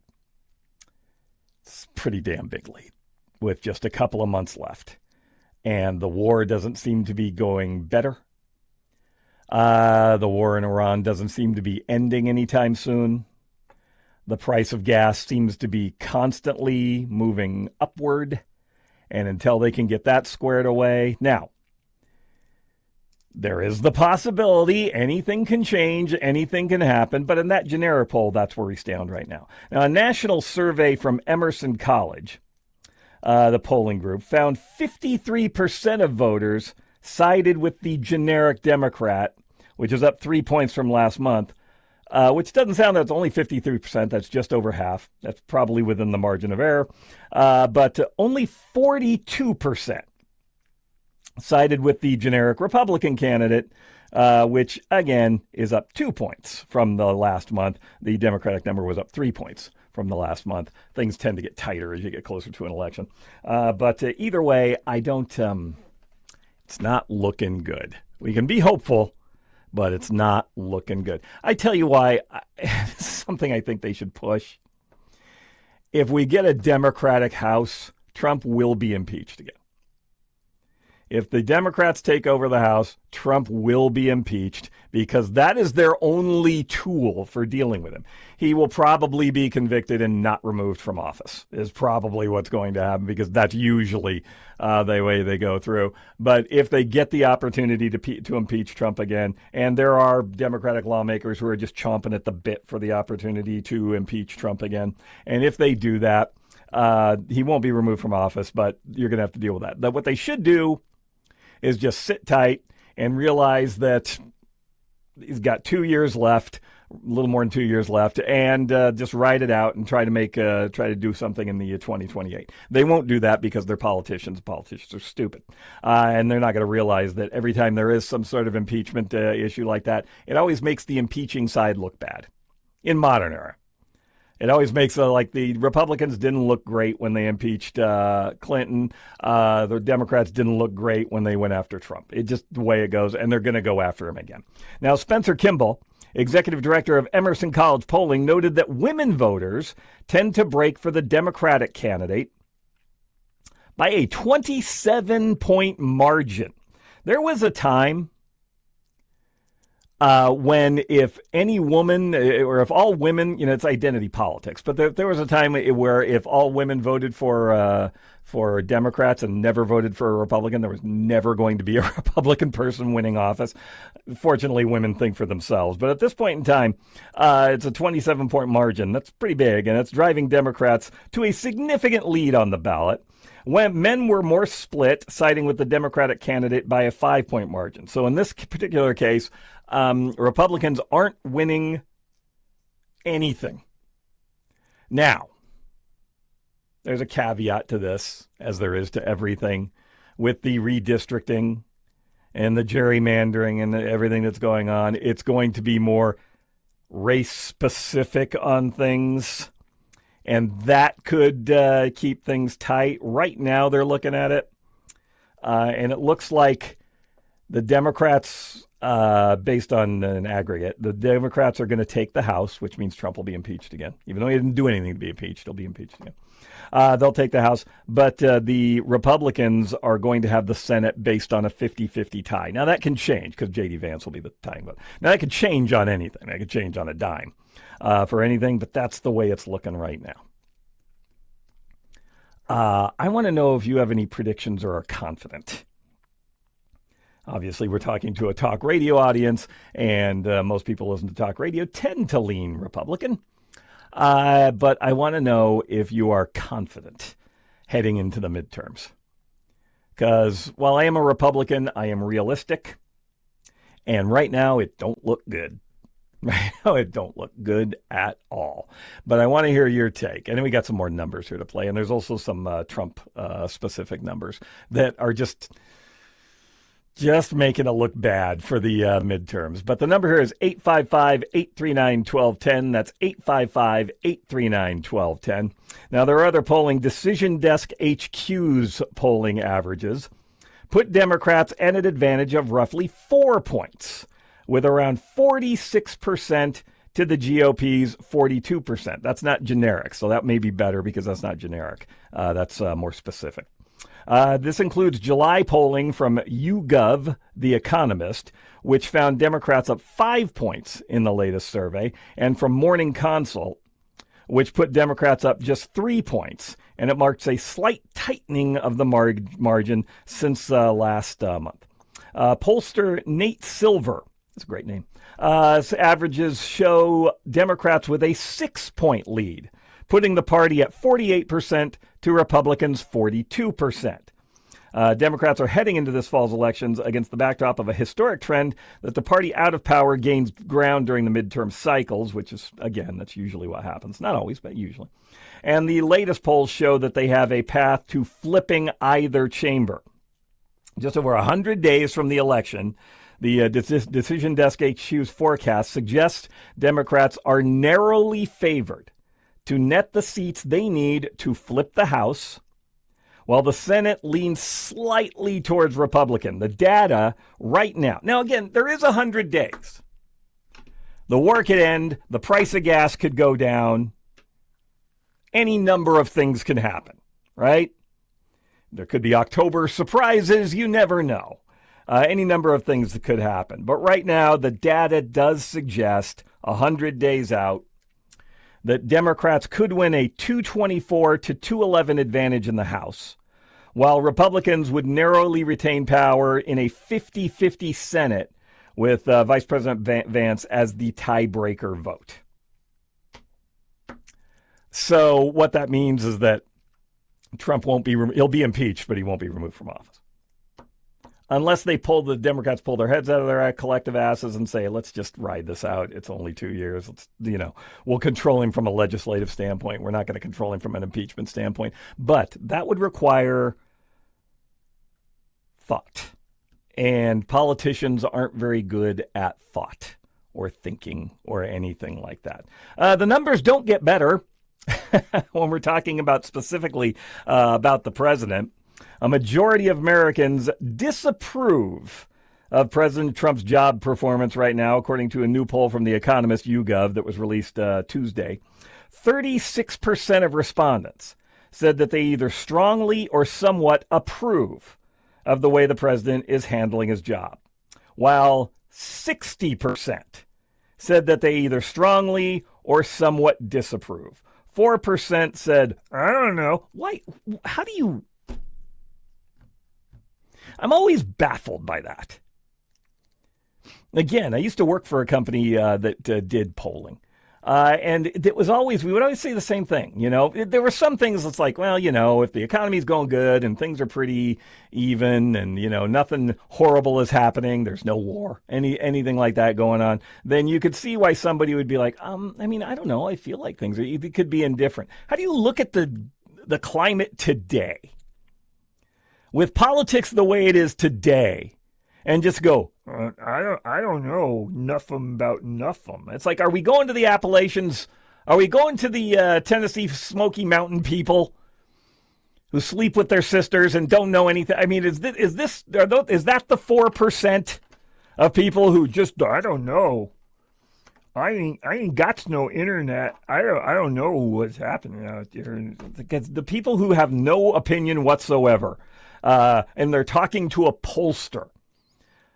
You don't lie. You don't just, when you're doing polling, you don't just walk up to people at the mall and just kind of linger around and go, so, how you doing? Yeah. No, I'm just here to get some shoes. Hey, what do you think about that Congress? What do you think about that? That's not how it goes. They're very specific questions. And if you're that stupid and you can't answer a question like that, I think we should need to pull your card. And we need to pull your voting so that you can't. Because I don't want somebody who doesn't pay any attention voting. We have enough problems. Mikey Sherrill is letting illegal aliens vote in New Jersey. We've got big enough problems with that. All right. In a polling average, more on Trump here. A polling average from Decision Desk HQ, the president's approval rating was sitting at 40.8%. as of Wednesday afternoon, and his disapproval rating was at 56.60%. So there's still a little over 3%. I don't know. What's a Trump? I don't know. Trump has also faced similar concerns around his age that his predecessor, Biden, has dealt with in the White House. That's make-believe.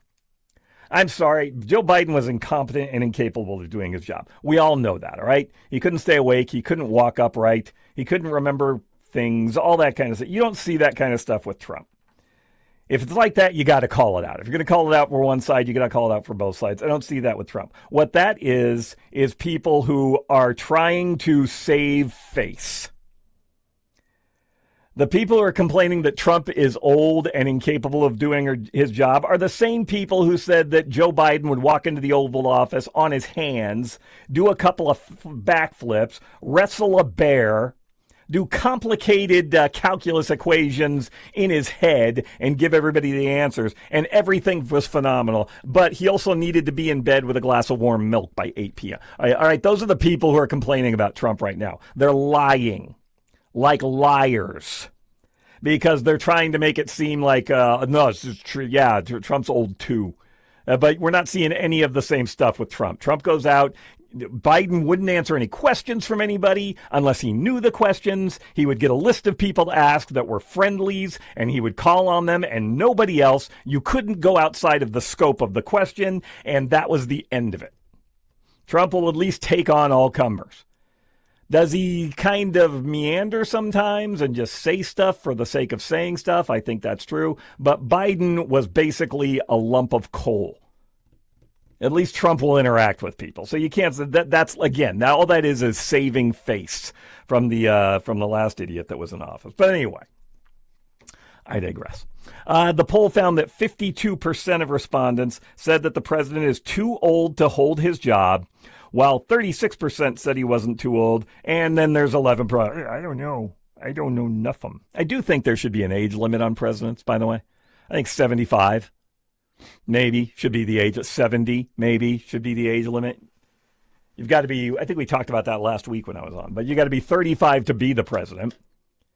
So you can't just elect some kid in high school. And if you're knocking on the door of being too old, I think 70, 75. I do believe that that's the case, but that is not the case. All right. And that's a very general situation. I admit to that, but still, sometimes, you got to pay for the sins because some of these idiots out there actually voted for Joe Biden. A lot of people got a lot of votes that weren't, but anyway, neither here nor there. And we've proven that recently, haven't we? But either way, so here's where we are. This is the situation. Democrats are leading in the midterms by a pretty comfortable margin, 100 days out. Almost 60% of the people out there don't like the job that Trump is doing this time around. It doesn't mean he's doing a bad job. That means he's a Republican. And some of that means he's Donald Trump. So you have to check and, take that into account too. But Democrats have the edge in the midterms. As it stands right now with 100 days out from the midterms, it looks like the Democrats are going to take control of the House. Again, anything could happen, but it looks like they're going to take the House. And it looks like, again, anything can happen. We're going to have a 50-50 split in the Senate, which means, again, many things. First of which, nothing's going to get done. There is well, let's put it this way. There isn't a large voting bloc. Let's call it that, of Democrats that are going to vote for anything that Trump agenda and has on his agenda items, anything like that. They simply aren't going to do it. Now, you would normally think that's Trump, but that's also, Trump's a lame duck. He's unlike any other lame duck. But when I was in college, they had a professor who talked about that and said the lame duck philosophy, because everybody says your second term, you're a lame duck. And he said, you're not a lame duck for your second term. You're a lame duck for the end of your second term. You're not going to get anything accomplished. Once the midterms are done, by and large, people are going to be looking to jockey for position for the next election. They're going to be looking to carve out ideas of their own. They're not going to want to, pitch things to the president because they're going to want to make sure that they're their own things and they're not connected in any way, so they're not just a puppet. There's a lot of variables that go into play there. But Trump's lame duck status is really going to start when the next Congress is sworn in. So end of the year, beginning of next year, when they swear in the new Congress, that's when everything's going to kind of stop. Unless he can act through executive orders, which Trump has proven he's more than willing to do, but those will get held up in the courts. There's going to be multiple lawsuits filed if he tries to do anything, and you're basically going to have a lame duck Trump. Now, the only thing activity we'll see out of the Congress is going to come when people, if they're sitting in the Congress, you're going to have Cory Booker. He's going to run. Newsom's not there. Harris isn't there. By the way, I saw the scariest thing I ever saw. It gave me hope, but it was one of the scariest things I ever saw. Kamala Harris right now is far and away leading almost every Democratic poll for the presidency in 2028.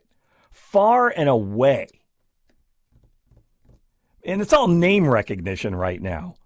But even with name recognition, I cannot believe, and she's going to run. She's got an ego the size of Montana. She's going to run. But I cannot believe anybody looked at the 2024 election. You can 107 days all you want, okay? You could talk about, we weren't able to put everything together in 107 days, just didn't have the time. She still had the opinions about things and the policies that she had. She still picked the guy as her running mate that she picked. She still wouldn't sit for an interview. She still won't sit for an interview about anybody who might be considered unfriendly. She won't do all of that stuff that happened. She still did all those things. Yeah, it was only 107 days, but there were plenty of days when she was leading in the polls. And she had over $1 billion at her disposal. And they talked about, the crowds, oh my gosh, Kamala ran a flawless campaign. If it was flawless and she had $1 billion, it shouldn't have mattered in 107 days. But she still not only lost, she got spanked. She had to turn around to Trump and say, thank you, Daddy. That's how bad it was. And she is far and away the leading candidate for the Democrats in 2028. Now, again, it's all name recognition right now, but it's like nobody was watching the 2024 election. It's like nobody was sitting there and watching what happened, listening to her cackle, listening to her word salads, all that stuff.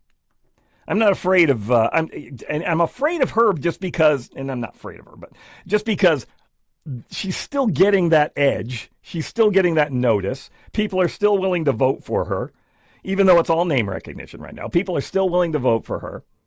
I'm not afraid of Newsom because Newsom is a used car salesman and he has no record to run on. I'm from California, all right? I don't live there. I haven't lived there since 1999. But I go back there and visit my family, and it's a dump. It is an absolute dump. When my dad passes, my dad's 85. So I'm not being morbid, I'm just being realistic. When my dad passes away, I will never set foot in California again. Unless I'm changing planes to go someplace else. And it's because of his leadership and the leadership of the dim bulb before him. I will never, ever, ever set foot in that state again once that's done. But then Buttigieg is out there and, there's other people. But it's pretty sad that the Democrats have the polling edge in the Congress and they don't have a decent candidate for president yet. Who's just bubbling under there. Everybody's trying to grab. Everybody's trying to get a piece of. There's just not one person out there that's doing it. And so maybe that gives you a little bit of hope. But those are the polling numbers. I'm not an ideal phobe, so I don't really give a damn if you like what I have to say or not. Those are the numbers, whether you like them or not. So that's what's out there. Democrats are currently holding an 11-point lead, and it does look as though Democrats are going to, and again, I'll add the caveat right now, okay? Right now, at this point, it looks like 100 days out. It looks like the Democrats are going to take the House right now. It looks like there's going to be a tie in the Senate, which means that the Republicans will control the Senate right now. And Trump, basically 6 in 10 people don't approve of the job he's doing. It's going to be a long 100 days. And then when those 100 days are up, the election comes, it could be a long 2 years before we can get things under control again, hopefully. 855-839-1210 is the number here. That's 855-839-1210. Coming up, we're going to talk to you how AI is going to kill you. My name is Casey Bartholomew. It's 5:30. You're listening to Talk Radio 1210 WPHT.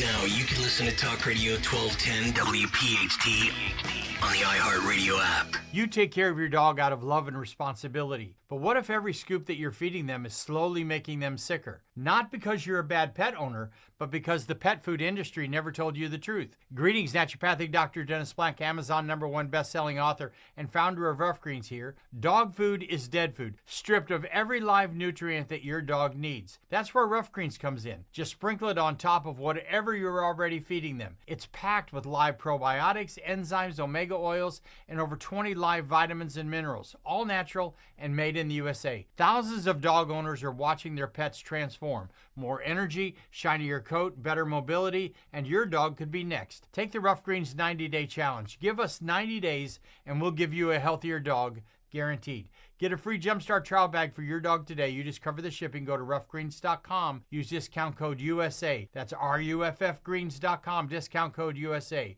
Rough Greens. So good, your dog will ask for it by name. Have you looked at your roof lately? Dawn Stensland here. If not, don't wait until the fall. Once cooler weather and storms arrive, small roofing issues can quickly become expensive repairs. Right now is the perfect time to protect your home and save. Through July 31st, Chapman Windows, Doors, and Siding is offering 25% off a brand new roof. And here's why I trust Chapman. They're a GAF Certified Plus contractor, which means they can offer enhanced warranty protection that most roofing companies simply cannot. So if you've been thinking about replacing your roof, right now is the best time to beat the fall rush. Lock in your savings. Enjoy peace of mind before the seasons change. Call Chapman Windows, Doors, and Siding today. Schedule your free consultation. ChapmanWindowsDoors.com. ChapmanWindowsDoors.com. Offer ends July 31st. Tell them Dawn sent you. Hey, this is Larry Steinitz with Investor Schooling. How many times are you going to listen to my voice before you finally go to investorschooling.com? I can't believe you haven't signed up for a class yet. You're going to learn real estate investing. You're going to learn stock options trading. You're going to learn things about money that you didn't even know existed. Go to investorschooling.com right now. Oh my goodness. This Thursday, investorschooling.com, and take that free class. See you there. Here's a harsh fact. 40% of women and nearly 20% of men suffer from varicose or spider veins. Left untreated, these veins can cause tired, heavy legs, swelling, burning, cramping, aching, even restless leg syndrome. In some cases, it can lead to serious health risks like blood clots. USA Vein Clinics offers minimally invasive treatments that take as little as 15 minutes, covered by most insurances. Call 267-223-7162 and schedule your appointment today. Don't wait. Call 267-223-7162 for free information today. Imagine walking, exercising, and sleeping peacefully again. Varicose and spider veins won't go away on their own. USA Vein Clinics can help. Call 267-223-7162 for fast, easy, and affordable solutions. USA Vein Clinic treatments are covered by most insurance plans.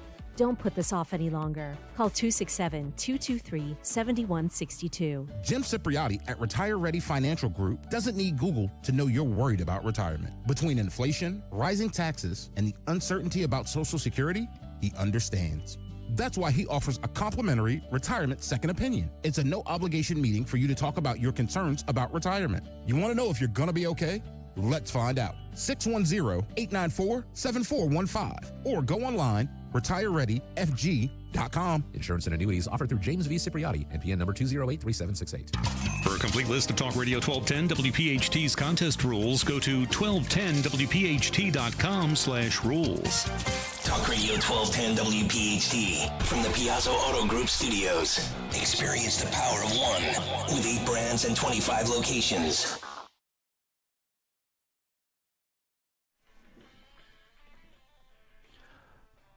.534, Talk Radio 1210 WPHT. Thanks for tuning in to the Casey Bartholomew Show. I'm just sitting in today. I'll be with you until 6. That'll be when Rich Zioli comes on. 855-839-1210. That's 855-839-1210. We were told that AI wouldn't harm us in any way. We were told that we were paranoid when we started talking about AI being something that we might want to be a little careful with. We were told all these things that when we said that we were being paranoid. And no, don't worry about AI. Look over here. Look at the monkey. Look at the dancing monkey. Look over here. That's all you see. Ooh, look, isn't it funny? Ha ha ha. No, don't look at the AI. Look at the circus. Look at the circus animals. Yay! Look at the elephant. Look at the giraffes. That's fun. But what we found just yesterday, I believe, is when this happened, that ChatGPT creator OpenAI has revealed that one of its advanced AI models went rogue. What could possibly go wrong when something goes rogue? How could that be? How could that ever be bad? But it went rogue during a security test, and it hacked into a startup company without any people telling it to do that. It just decided to do that. Like when the Terminator people sent the Terminator back to kill Sarah Connor. It's just what they didn't have any people telling them that. Anyway, bosses said that the autonomous agent, which is an AI system that operates alone following human instruction, was being tested in a controlled environment. Except it wasn't, was it? If it escaped from the controlled environment. Isn't that scary, by the way? We're testing it in a controlled environment because we don't know what it's going to do. So we're testing it in this controlled environment because we're not sure what it's capable of, what it's going to do. And then it escaped from the controlled environment. Now what? Because what it found was vulnerabilities. And it managed to, this is an AI program doing this. It managed to escape containment before reaching the internet. Wasn't that Ultron character? The Avengers? He got into the internet and all hell broke loose. They sense the same thing happening, except we do not have Iron Man. But it broke into the internet, and it broke into a startup company called Hugging Face. That sounds dirty. A major hub for sharing AI models. The agent, that's what they're calling it. It's the AI thing. It's an agent. The agent gained access to some internal company system. What happens if this gains access because it finds vulnerabilities into like the launch codes? Am I being paranoid? I don't think so. But that's what happened in war games, right? The computer started playing the game. It doesn't know. Joshua was still playing the game. But it compromised the hub's infrastructure in what OpenAI described as an unprecedented incident. They're making it sound like they were happy. They were making it sound like they're proud of the AI murder bots that are coming to kill us all. Either way. But AI models that underpin tools such as chatbots and image generators are known as agents when they act autonomously to carry out tasks in the real world. That sounds like we should be worried about that. I'm sorry. I use AI too. But, I use it to make silly little pictures. Sometimes I use it to make videos of hot girls talking to me, but nothing beyond that. I never use it to try to get into the bank or anything like that. I never use it to try to access the military. And the scary thing about this, there was a number last year. I can't remember what it was. It was a significant number. We're talking about hundreds of thousands, if not millions, of potential attacks into the cyber attacks by North Korea, China, Russia, probably Iran. Hopefully we're blowing that up. But the countries that don't much care for us and the fact that we're, breathing, they don't like that. And so there's hundreds and thousands, if not millions of attacks every day because there's people in North Korea who just sit in front of computers. And if they don't do an attack, they get killed. And then their family gets killed. And then they kill the dog. And anybody who's ever seen them dies too. It's really a really harsh system over there. But either way. And the fact that there are these agents, let's call them, can get into the systems and then act autonomously If a bad person makes something and it gets into the system and acts autonomously, it can find these vulnerabilities that humans can't find. Because AI seems to be smarter than humans. I know AI only knows what it tells, what we tell it, but if enough people tell it things, it seems to be smarter than people in general. I'm just being paranoid. Now, as the technology becomes more sophisticated, the more likely it is that we all end up in the Matrix. But as the technology becomes more sophisticated, cybersecurity is in the spotlight given the risk of advanced AI finding weak points in existing software before humans. Because humans get lazy, they miss stuff, they get distracted, they need to eat and sleep. AI knows only one thing: to kill. AI is a perfect killing machine. That's what it is. But all AI models that underpin tools such as chatbots and image generators are known as agents, like I said. But now, experts said the incident signals that AI is already fueling the security threat they feared, and even top developers can be caught off guard by flaws in their own models. Well, yeah, because once the chatbots, the agents, the AI knows what it needs to do, it just goes and does it. And I think they're kind of pretty good at figuring things out that we don't tell them. Cybersecurity expert Richard Ford, who's the chief technology officer at Integrity 360, said, quote, "This is the moment many in cybersecurity have been worrying about, and it just happened. This is the moment. The people who do it doesn't matter if I worry about it, all right?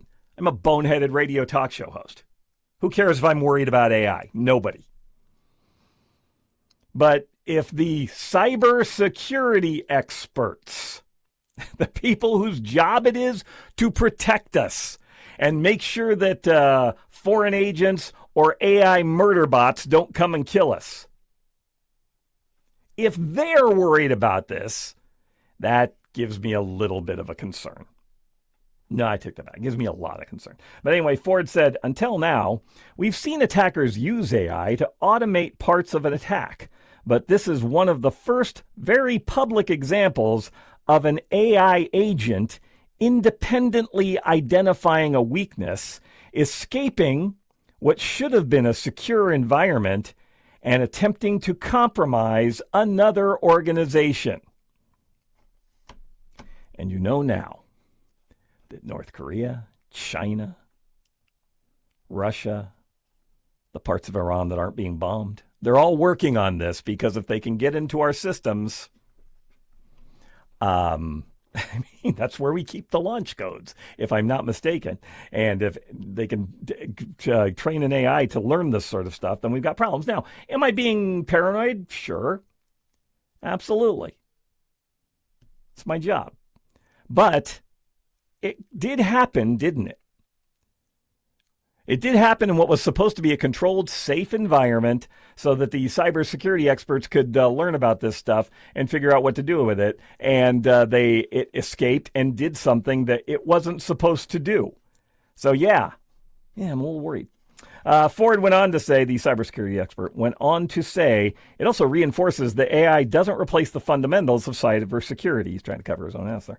The agent exploited a vulnerability in what should have been a secure sandbox, showing that good cyber hygiene, robust access controls, and effective guardrails remain essential. Basically doing a commercial for himself right there. But it doesn't change the fact that an AI murder bot got out and could have done God knows what. Goes on to say, as more organizations begin testing advanced AI agents, like North Korea, Russia, China, they need to think just as carefully about the controls around those systems as the capabilities they offer. If somebody's trying to break into our stuff, you could destroy our economy. I mean, yeah, everybody jokes about the launch codes, right? That's a thing. That's a thing, But think about the economy being completely destroyed, the dollar being completely devalued. Think about getting into the internet and messing with people, getting personal information, getting personal banking information. These are now things that we always feared could happen, and we now know. without a doubt that it could. Another expert, James Knight, said that the experience could mean that there's a breach on a wider scale. I'm having a little trouble talking.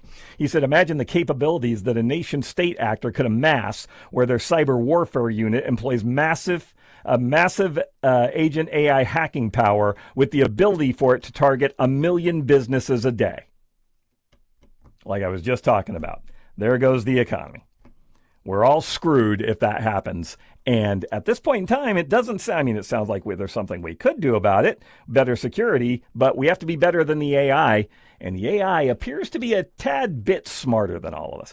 855-839-1210 is the number here. That's 855-839-1210. Coming up, we got some other stuff and take your calls. I'm Casey Bartholomew, 546 on Talk Radio 1210 WPHT.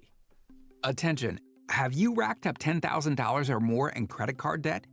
Are you barely getting by making minimum payments? With credit card debt reaching all-time highs, National Debt Relief is notifying consumers about significant debt relief options currently being made available to help those with overwhelming credit card debt. These options may reduce a large portion of credit card debt for those who qualify. You don't need to declare bankruptcy or take out a consolidation loan, and you may only have to pay back a fraction of what you owe, even if you have bad credit. National Debt Relief has already reduced the credit card debt for more than 550,000 consumers. So don't wait. If you owe $10,000, $20,000, or even $100,000 in credit card debt, you can now take advantage of this financial debt relief as the cost of living continues to skyrocket. To check what debt reduction you may qualify for, call 800-358-6868. That's 800-358-6868. Again, 800-358-6868. I'm Ultima Morgan of Morgan & Morgan. Every time one of my children started driving, it was terrifying. Thousands of accidents happen across the country. We see it every day. If you've been injured in a car accident, call us. Dial Pound Law or visit forthepeople.com for an office near you. Hey, Dawn Stensland here. Summer's the season for fresh starts, and nothing transforms your home like a brand new kitchen. Since 1979, Kitchen Magic in Nazareth, PA has been a family business built on high quality and true craftsmanship, and they're making it easier than ever. Save 40% on installation plus flexible financing to fit any budget. KitchenMagic.com. Make this the summer your kitchen finally gets the upgrade it deserves. Tell Dawn sent you. You don't need another opinion, just the facts. What caused that crash on the Schuylkill? Will it rain before the kids' game? What happened at the school board meeting last night? At KYW News Radio, we don't take sides. We take notes, delivering the information you need to make the best decisions for your family. The news you need whenever you need it. Depend on KYW News Radio, Philadelphia's most trusted news leader for more than 60 years. Get ready for Men at Work. And Toad the Wet Sprocket. Live in concert. Friday, July 31st, Event Center at Borgata Hotel, Casino and Spa. Get tickets now at theborgata.com. Don't miss Men at Work and Toad the Wet Sprocket. I know that hiring can be challenging. You sort through tons of resumes and you get too many so-so applicants. You're just waiting for someone to match your role perfectly. Well, now, there's a place where you can meet them fast. ZipRecruiter. Need to hire right away.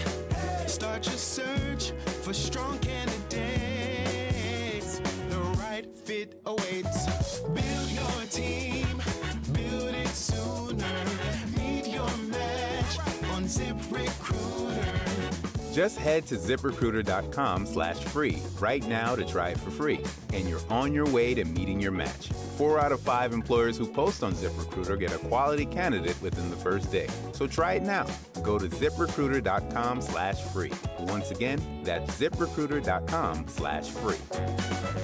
Meet your match on ZipRecruiter. Try it free. When I grow up, I want to be a new pair of blue jeans. When I grow up, I want to be a kid's first computer. When I grow up, I don't want to be a piece of garbage. And if you recycle me, I won't be. Give your garbage another life. Recycle. Learn how at iwanttoberecycled.org. Brought to you by Keep America Beautiful and the Ad Council. Free speech lives here with Kale and Company weekday mornings on Odyssey's #1 talk station, 1210 WPHT.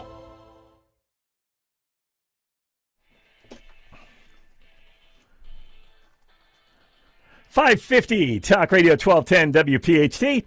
Thanks for tuning in. I'm Casey Bartholomew. I'm just sitting in today. I'll be with you for a little bit longer until 6. Stick around after 6. That's going to be when Rich Zioli comes on. 855-839-1210 is the number here. That's 855-839-1210. I'm sorry, I'm geeking out. It's during the commercial break. They had Men at Work at the Borgata. That's the Men at Work is the very first concert I ever went and saw. I got so excited when I heard that. I would go see that. I would go see that concert, and just sort of retro and reminisce the whole 9 yards. I would love to see that. That's crazy. I saw. I can't remember how old I was. Very young when I saw Men at Work. I saw Duran Duran like 7 months after that or something like that. Couldn't hear a damn thing. Because all these hot young girls were screaming, and I just wanted to hear the music. Couldn't hear a damn thing. And telling them all to be quiet, I don't think would have gone well for me, so I didn't. And then in, I think it was 2023, the radio station I was working at in Dallas, Duran Duran came and played, and I went and saw them. And I actually got to hear the music. It was really good. So I wonder if Men at Work would be any good if I went and saw them, but... Anyway, that's just me reminiscing. All right, it is 5:52 on Talk Radio 1210 WPHT. The Delaware Division of Public Health announced Wednesday that the state has declared a measles outbreak after confirming 2 additional cases, bringing the total number of confirmed cases to 4. And the reason this is happening is because people aren't getting vaccinated. I know people listen to not Robert Downey Jr., RFK Jr. I don't know why. I think people are just not getting vaccinated because of what RFK says, because he makes them so uncomfortable when he speaks that they're just doing what he says so that he'll stop talking. I really think that vaccinations are really bad, and I don't believe that anybody should be getting. I'll do whatever you say if you just stop talking. Now, I'm not an anti-vax guy. I'm a pro-vax guy. I got vaccinated.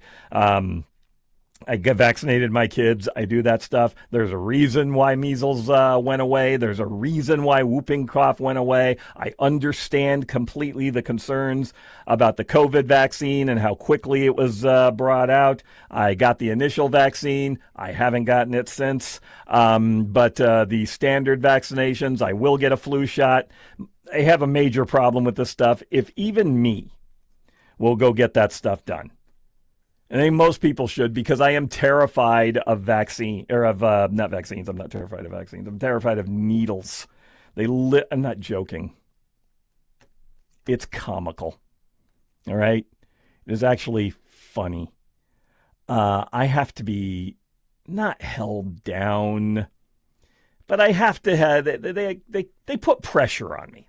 Actual physical pressure on me when I get a shot of anything, because I will throw up if someone sticks the needle into me. That's how bad it is. And I know this talk radio, I know that people suddenly jumped on the bandwagon and are anti-vax and are afraid to get vaccines, and I get it. But again, we got a measles outbreak. There's a reason that we didn't have measles outbreaks for a long time. It's because people got vaccinated. And even if you didn't get vaccinated back then, you didn't get it because there was herd immunity. Enough people did get vaccinated so people could stand up and go, I didn't get it. I didn't get it because I didn't need it. You didn't get it because everybody else was getting vaccinated. That's why. And you didn't come into contact with it. And now we got a measles vaccine. And measles doesn't really kill you. It just makes you wish you were dead because your whole body is itchy and it's problematic all over the place. And again, I know. Save your emails. I don't care. All right? I think vaccines are a good thing. I think vaccines have saved a lot of lives. My wife and I discussed it, and we got our kids shot up. I got myself, she got herself, and we were okay with it. And now we've got a measles outbreak, and I do wonder how much people are going to stand by that stuff if their kid gets exposed, which is now a very real possibility, and they have to watch their child suffering from something that they could have easily been taken care of. I don't care if you take it on a case-by-case basis, that's cool, but I am a pro-vax guy, and I don't particularly care if you don't have it, because I'm not going to get measles. My kids are not going to suffer. And in this particular case, a lot of people are, and I wonder if they're going to rethink their decisions. All right, you can be annoyed at me tomorrow. I'll be back tomorrow from 3 to 6. Rich Zioli is next. My name is Casey Bartholomew. It is 5:56. You're listening to Talk Radio 1210 WPHT. My name is Whitney Allen, and I'm a widow. My husband, Ryan, died. We never thought we'd ever have to use life insurance, but the unexpected happened. With Ethos, signing up was fast and 100% online. You can get a quote in seconds, apply in minutes, and get same-day coverage. No medical exams, and you can get up to $3 million worth of coverage. I'm grateful we were prepared. Get your free quote at ethos.com/radio. That's ethos.com/radio. Paid spokesperson. Time spent on application.